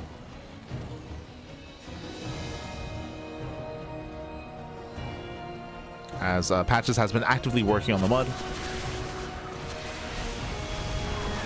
Actively working on it. As here comes a Ravager roll in. And again, the Hellions won't help too much. We have 2 tanks behind this. We got 2 tanks to defend. And EON has to make a choice here. Does he commit or does he drone? He's supply blocked. It's a brutal supply block. 3 Overlords are on the way. Now is not the time to be supply blocked. That might just prompt him to drone. Boys being pulled. 1 tank gets piled down. He gets 1, and he's not droning. He's making more roaches. Okay, so EON, he commits. EON is committing. We have 3 factories behind this.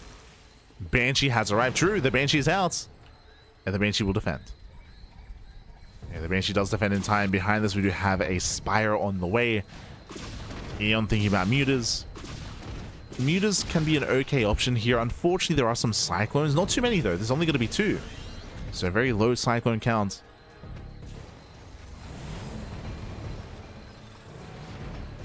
We'll see how our Terran does approach this. For now, EON, he's now going back into droning. These drones are quite late, so late drones, late saturation out of EON. The all-in was unsuccessful.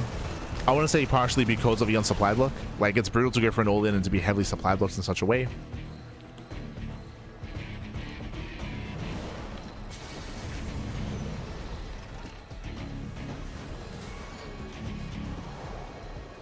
Dave says it's opening. Oh yeah, I saw that. Dave, he hosted an open tournament with the new mod.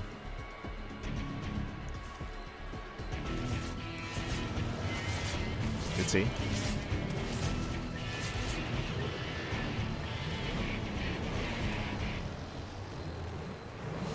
Spare's looking for another way in. Getting his upgrades. I believe is that Hurricane Engines? Hurricane, it's back, Pappy. It's back. The Hurricane Engines. Oh no. The Mass Cyclone PTSD.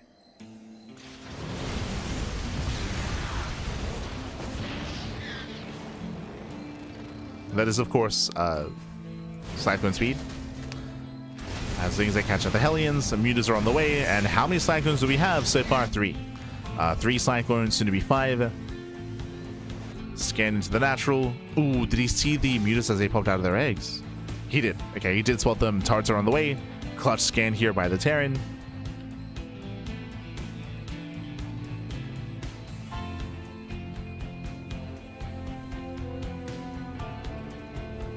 As Mutas are moving in. Yeah, they're moving into the bases. Turrets are done in time. Getting 1 Muta. He gets 1. And just the 1 for now. Mutas, they do pull away in time. Pull away. Thankfully, they engaged before Macro Accelerators was done. Oof. Now it's complete. And the Cyclones have to be respected. And they have to be respected here. Thankfully, EON is not going mass Muta. He makes a decent chunk of Mutas now, but he's doubling down on 1-1 upgrades and on mass Roach instead. So he's switching into a Roach composition. The Mutas, they've dealt some damage, they force a reaction, and more importantly, they're keeping the Terran player at home. Keeping the Terran at home. Forcing more supply into Vikings, into more Cyclones, into more turrets. Hydras are going to be on the way. I'm not too fond of the idea of going into Hydra Lurker against Mech. This is where I would have. This is what I would have loved to see in the showcase of the Ravager upgrade and also the Hive Tech Roach upgrade. I feel like against Mech, I feel like it's ideal, right? To be able to have 1 supply of Roaches against Mech, like this would be the time. But here we go. The army does collapse in. Gets 1. Gets 2 tanks. 2 tanks go down. Bile taking up with the Cyclones. Going for the Banshees. Oh, where's the control? Oh my god. The Biles. The Biles, they connect with everything. The tanks with the Banshees. It looks like the third base is being broken. The boys are being pulled into their deaths. And EON has done it. Has broken the third. Will not get into Hive Tech. Will not get into 1 supply Roaches. Feels bad, man. No. The Banshees will eventually kill everything. Eventually. What is that upgrade? Oh, that's the auto repair. That's like the sprinkler system. That's yo, let's go. For those that are curious, a new upgrade was added here, which is the sprinkler system. It does basically repair buildings and stop them from catching fire. In the late game, this was to replace high-sec auto tracking and neo steel frames. Yo, get the sprinkler systems online, baby. Let's go. But again, neo steel frames, which is armor, which is building armor, was removed. So that was removed just to de-incentivize turtle play, and also high-sec auto tracking, which increased the range of turrets and increased the effectiveness of site defense. Let's go.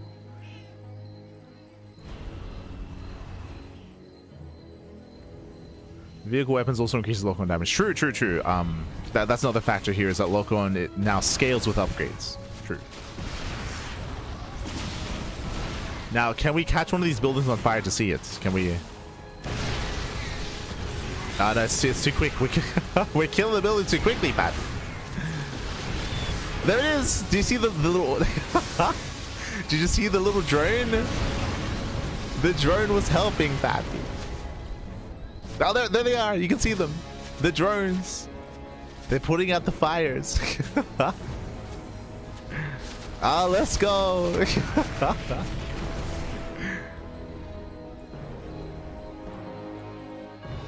Beautiful.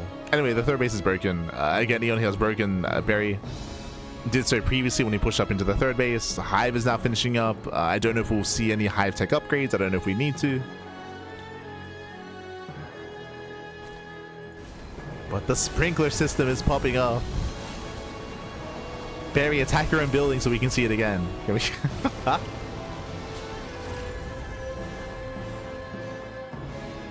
For those who are curious, it only heals it up to I think it's 60% HP. So that will trigger the system to come online.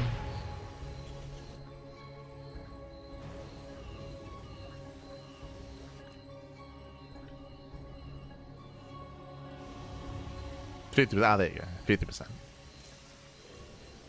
Below half HP. EON is going into the Ultra Cavern. Where are the one supply roaches? This is like, I feel, I'll be honest, I feel like this is the moment. This is the ideal moment where in a game state like this against mech, you would want those one supply roaches. EON, por favor. Give us the roach upgrade. Smooch.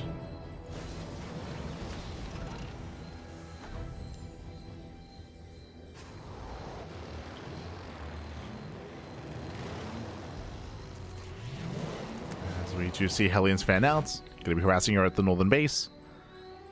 EON's creep is decent in the center, but he does have a big blind spot here towards the top side. No overlords in position either. No overlords. EON rotates, coming in with the abductions. Oh, true, they did remove that. Can abduct tanks now. Not the case in the base game, but we can abduct again. It's crazy. As Hydras are pushing into the siege line, a very messy engagement here by EON, losing every single Hydra. These tanks, they just pop up.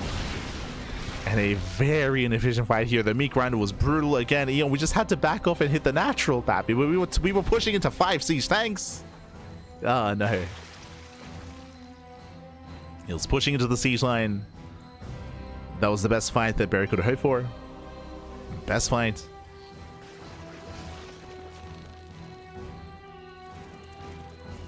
And now the lack of workers in economy is concerning. We only have 73 drones. We're switching into Ultra Tech. Oh, what is that? We do have a Hydra upgrade on the way. Let's have a look here. Upgrade on the Hydra then.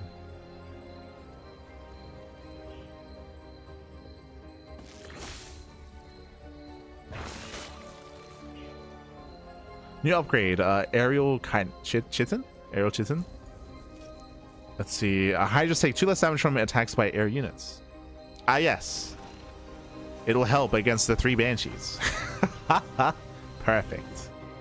Because we need this more than the Roach supply upgrade. True, true. Well, Guillaume's just being efficient, okay? As he now has better angle here on top of the tanks. Nice fighting clouds, getting into 1, 2, 3, 4 tanks. Can he get all 5? Looks like he can. Yeah, much better engagement here. The Ultras, they do push through. Another blinding cloud, covering more tanks. And again, just a much more efficient engagement here from the Zerg. He makes up for the last one. Master repair on the Planetary. Planetary does stand strong. But that's still going to be 21 dead SCVs. Now he's focusing it down. Oh no! More Ultras. More Ultras to revive. Planetary finally will fall. And again, it's just been a rough early game here from the Terran. Contamination, because why not? No. Yo, let's go. Sprinklers, GG gets called, and EON, he will claim the series 3-1, taking down Berry Crunch. GG. Whew. GG, well played. Congratulations to EON. He will claim the series, and we were able to showcase a little bit of the new upgrades and a little bit of the new unit interactions as well. I am a little bit disappointed to see that we didn't quite go into the Hive Tech Roach upgrades. I feel like this would have been the prime position for that sort of thing. I instead went into Ultras, and we were able to see at least some other upgrades come into play. But GG, well played. And again, a shout out to Patches for hosting the events and also for constructing the mod as well. Maybe not the most balanced of mods, and I don't know if that's necessarily the purpose, to be super serious. It's a little bit more of an ambitious mod. I would not necessarily expect too many of these changes ever to be considered to be added to the base game, but the only reason why I say that is because it's very heavy upgrade dependent. There are so many new upgrades added here to this mod, and I feel like that's one of those things where we don't really expect those kind of changes to be made if we do get another Blizzard patch, for example, where they're more one to adjust numbers, but I don't know if they're willing to go that one step further and introduce new art assets and introduce new visual effects and introduce, you know, something like a brand new upgrade that changes the units in a big way like that. But I do appreciate it nonetheless. I do appreciate how ambitious it is, and how many changes there are as well. Does affect a lot of matchups quite heavily, actually. I feel like some of these series were hyper aggressive, so we didn't really get to see too much of that. Yeah, a wide array of builds, wide array of play. GG, back with GG. Shout out to EON, shout out to ArT, and shout out to Greenert for winning their matches and claiming their series. GG. Yo, shout out to the Shoe Shiner in the chats. Hope you're doing well. Thanks for the big raid on Friday. De nada, papi, de nada. Always happy to help out some other streamers, of course. Always happy. Always. Hope your shoe shining is going well. I've heard they're cooking on the next patch. I don't know what they're doing, but I've been told good things. Oh, there you go. There you go. Yeah, I have heard some murmurings about the next patch. As I mentioned before, I don't know how ambitious they're willing to be when it comes to what they're willing to add to the game. But I mean, we'll see, right? Like, I'm more than happy to be proven wrong and to be surprised. Yo, do they introduce the sprinkler system? Do we? Let's go, baby, let's go. Oh, no. But GG, well played. When it comes to the changes themselves, I think some of the bigger changes that do impact quite a lot are say, for example, Warpins stripping away shields, right, and having that kind of dynamic. That is pretty huge, especially for PvT, and I would say even PvZ as well. So that's huge. I do like the idea of the I don't know. I was going to say I like the idea of the force fields. I like the visual change to the force fields where they change color as time is being reduced on them and as they're being expired. That's really cool. I don't know if I like the idea of Biles not breaking them instantly. I understand that that it does mean that force fields and sentry-based play is more viable, and that introduces I think that's one of the most important things about this mod is I think more than anything it's meant to give options. I want to say that for the most part, for Protoss and for Terran, I would say for Zerg maybe I would say that about like a longer and later game, right, in regards to Hive Tech upgrades and later upgrades for like Hydra. No, yeah, even for Hydras, like having like reduced air damage does make them more viable against Skytel. So like in general, I feel like this patch and this mod is all about giving all the races more options when it comes to how they want to approach the game.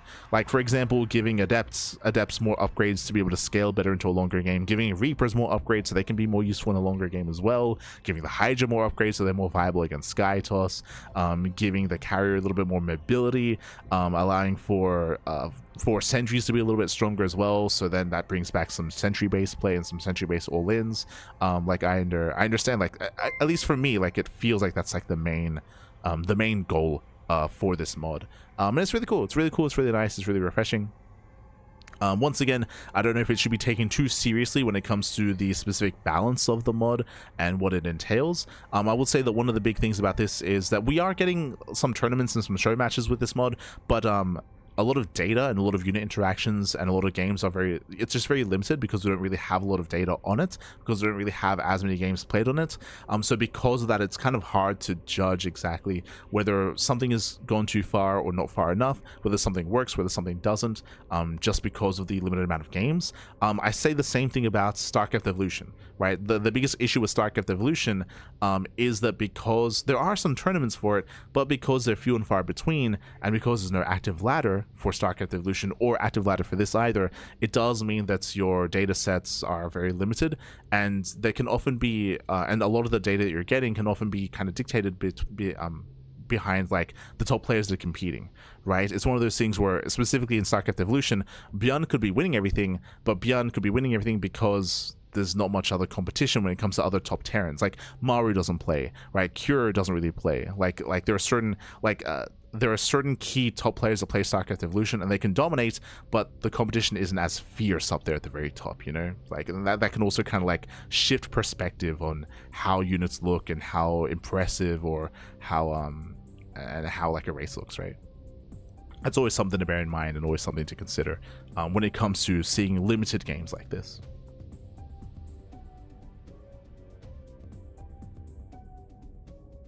Just catching up.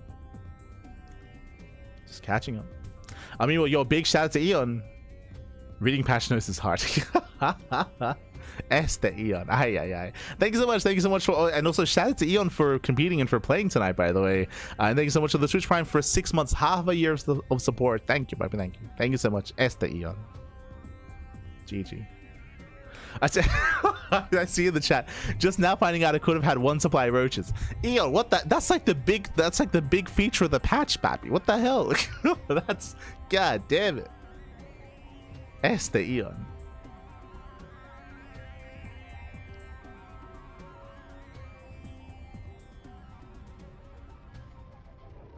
Sorry, I went on a bit of a rant. There's a lot to catch up on in the chat.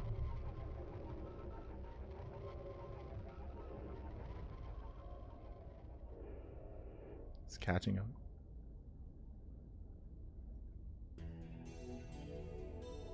Does contaminate stop the sprinklers? True, that's the real question. That's no.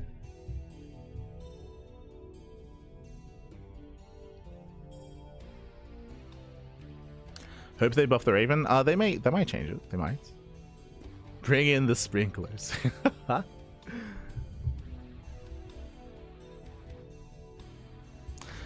So far, I've only waited like 30 to 45 seconds for a game. I asked the other day how active it was for beginners. Going well so far. Thank you again, CranKy Ducklings. I've been a follower for quite a while. Always love watching StarCraft 2. Just never had the time to play. That's fully understandable. That's completely understandable. The reality is that I'm pretty sure the viewer base for StarCraft is bigger than the player base. But obviously there's still players, there's still people competing. But what I'm getting at is there are a lot of people that just enjoy watching StarCraft just because it is a hard game to get into, right? It's a hard game to get into. It is a little bit more of like a spectator sport sort of thing, where a lot of people do enjoy watching. It can lead into some, you know, some really bad like armchair quarterbacking, right? Like the back seating, especially when it comes to like Reddit and stuff, and like it's important to stay away from that sort of thing, where clearly there's a lot of people that don't play the game that have their own strong opinions of the game as well. That's also a thing because of that. But again, there's no shame in like maybe not having the time or not being able to set aside and devote some time to playing, just because it takes quite a bit to look to improve at the game. But again, it's still active enough where, you know, you're not waiting like 5 minutes for a game or anything like that. It does depend on peak hours. Like I have waited like 5 minutes, but that's usually like at midnight, 1 a.m., 2 a.m. Like that sort of thing can impact wait times. But otherwise, like it still has a pretty healthy like player base, and so you can still find games. You can still play your matches. But great to hear that you're stepping into it. You're stepping into the ladder. Better just take care of yourself, pappy. Take care of yourself.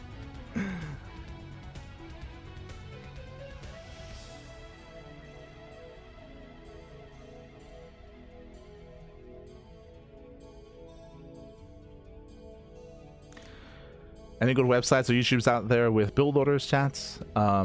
There's a tool called Spawning Tool.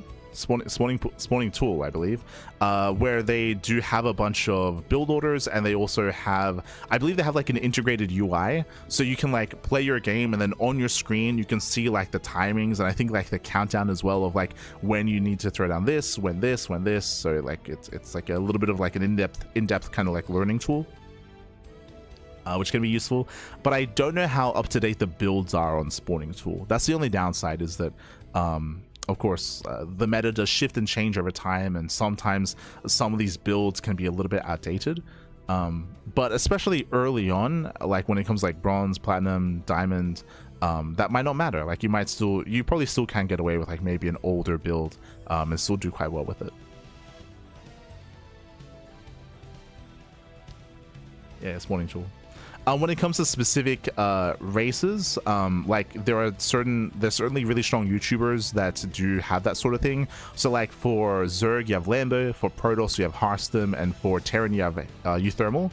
I would say those are probably the three like dominant like beginner friendly like YouTubers out there for each race. So Euthermal for Terran, Hearthstone for Protoss, and Lambo for Zerg, where they have videos and they have like content out there like going through specific builds and certain responses as well.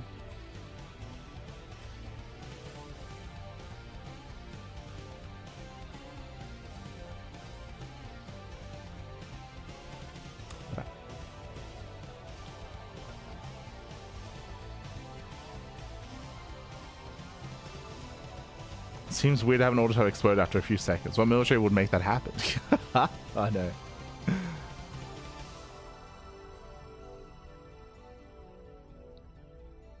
Is this Avex a map maker? Yes. Shout out to Mana. Yeah, Mana as well, yeah. But yeah, Avex, he's the infamous map maker who retired and left us for a long time, but recently came back. Infamous. Este Avex. Always good to see you in the chat, always.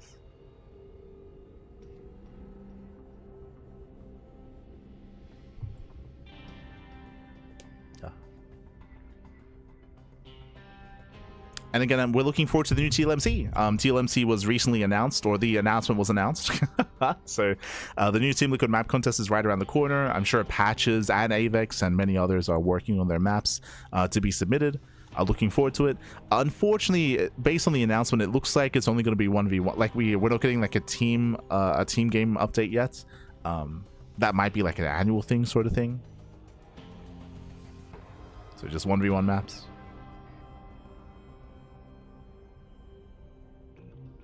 So weird behind the scenes stuff has been delaying it. Yeah, there was something alluded to that. But thankfully, like it's still going on, like it's still going through. So hopefully everything's okay. It's all good. I'm cooking up probably my best aesthetic ever at the moment. I'm expecting, right? You're hyping it up. I'm ready for the moopies. Show us the story. What's going on with the moopies on Avex's map? I'm ready. I'm ready for the biomes. For the moopies.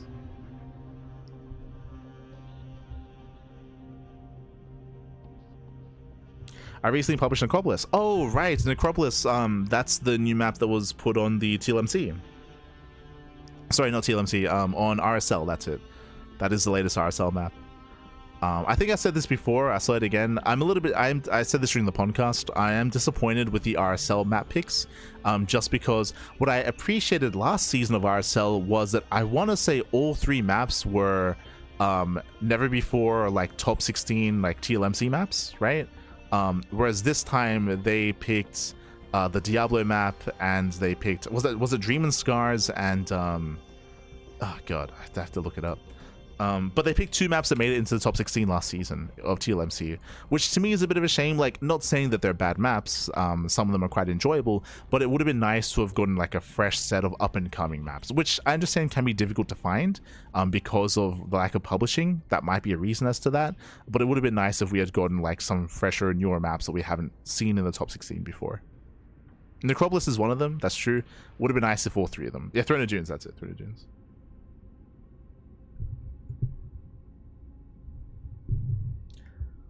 I'm sad that you picked finalists, yeah. Glad they're picking my robbed maps, no complaints from me. Kappa. I'm happy with the Necropolis pick, but not so much with Throne of Dunes and with, I think it's Dream and Scars. And again, even though I really enjoy Dream and Scars as a map, not as fond of the idea of bring it back in. Sorry, no, not Dream and Scars. What was the other one? I keep saying, why do I keep saying Dream and Scars? Missing You Today, that's it. The other one. Throne of Dunes and Missing You Today. Yo, I had some things to say about Missing You Today. Oh god. I'm sure it's been adjusted. I'm sure it's been changed. But those are two maps that we already kind of like experienced, right?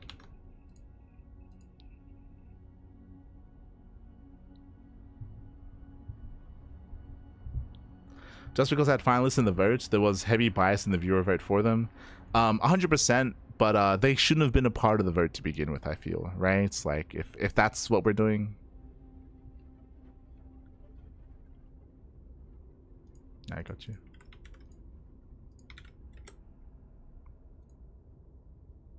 I got you. Oh, hello. Okay. Oh, we got some space under the sea. Foreign planet. No Man's Sky thing going on. Okay. I can get behind it.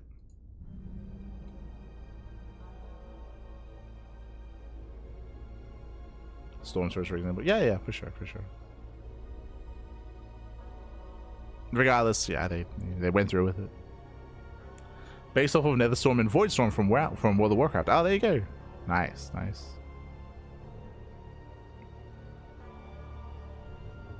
Is it going to be a big city covered in a shield? Is it going to be... I'm ready.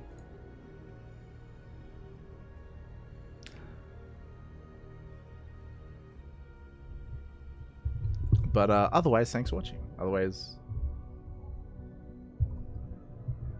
Fair enough. But yeah, with that, we're going to be wrapping up here for the time being. Again, thank you so much. A big shout out to Patches for creating the mod, for having some fun with this. Shout out to the players, of course, for competing. And we are going to be wrapping up here for the morning broadcast. When it comes to the rest of our schedule here tonight, bam, you can see on my left, we do have the rest of our schedule. We're here on Monday, and this evening, we're going to be live with the Wardy TV Monday broadcast. Wardy TV Monday number 74, I believe. So going to be live. That is going to be in around... 6 hours, 5.5 hours. Jesus, we have 5.5 hours here to chill, to calm down, to get some breakfast, and to get ready for the next cast. Meanwhile, we have the rest of the week ahead of us. We have the OSC Elite Rising Star Tournament. That's going to be tomorrow on Tuesday. We have Pegasus Cup on Wednesday and Thursday. We have the Pondcast on Thursday as well. We have SCL StarCraft Evolution Kofa Giants Cup, MSO and STC. Plenty of content, plenty of StarCraft is ahead of us here as always. We're live on a daily basis, and as you can see, we're live multiple times a day. There's also another event here that is unannounced. We will be confirming that soon, but do expect another event on Wednesday. We should be having another evening broadcast soon to be announced. We're gonna get ready for that as well. True. But do look forward to that. That is going to be Wednesday evening. Might actually even be on a different platform. True, we might not be able to stream that on Twitch, but do look forward to that nonetheless, and we'll probably have a rebroadcast of that on Twitch afterwards, after the fact. But definitely, again, something to look out for. Otherwise, we're going to be wrapping up here for the time being. And shout out to Patches. I don't know if we'll be able to cover much of Patches events in the future. We'll try to. Our schedule is just really busy, and especially when it comes to early morning. I know that Patches does typically host his events at a more NA-friendly time slot and time zone, which makes perfect sense, and when maybe not necessarily available at that time. But we'll do our best. We'll do our best as we're catching up with all the otherwise missed out on casts from weeks past. But otherwise, with that, we're going to be wrapping up. Just catching up. Will this be hosted on YouTube? Yes. Exclamation mark YouTube in the chat. We actually stream on YouTube at the same time. So if you maybe missed something live, and if you want to watch the VODs, then YouTube is the place to be. As under the live tab, you should see every single broadcast that we do have. So everything is live casted on YouTube, and everything is stored on YouTube as well. It's all there. It's all there on YouTube. Can check it out.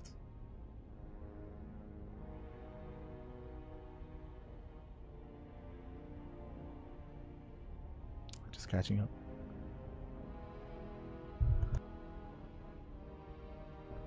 But with that, thanks for watching. Thanks for tuning in, and we'll see you guys later on tonight, this evening, for the Wardy TV Monday, or tomorrow for OSC Elite. We'll see you then. Either tonight or tomorrow. Until then, thanks for watching. We'll see you guys next time. Ciao, papi, ciao. See you next time. Hasta luego.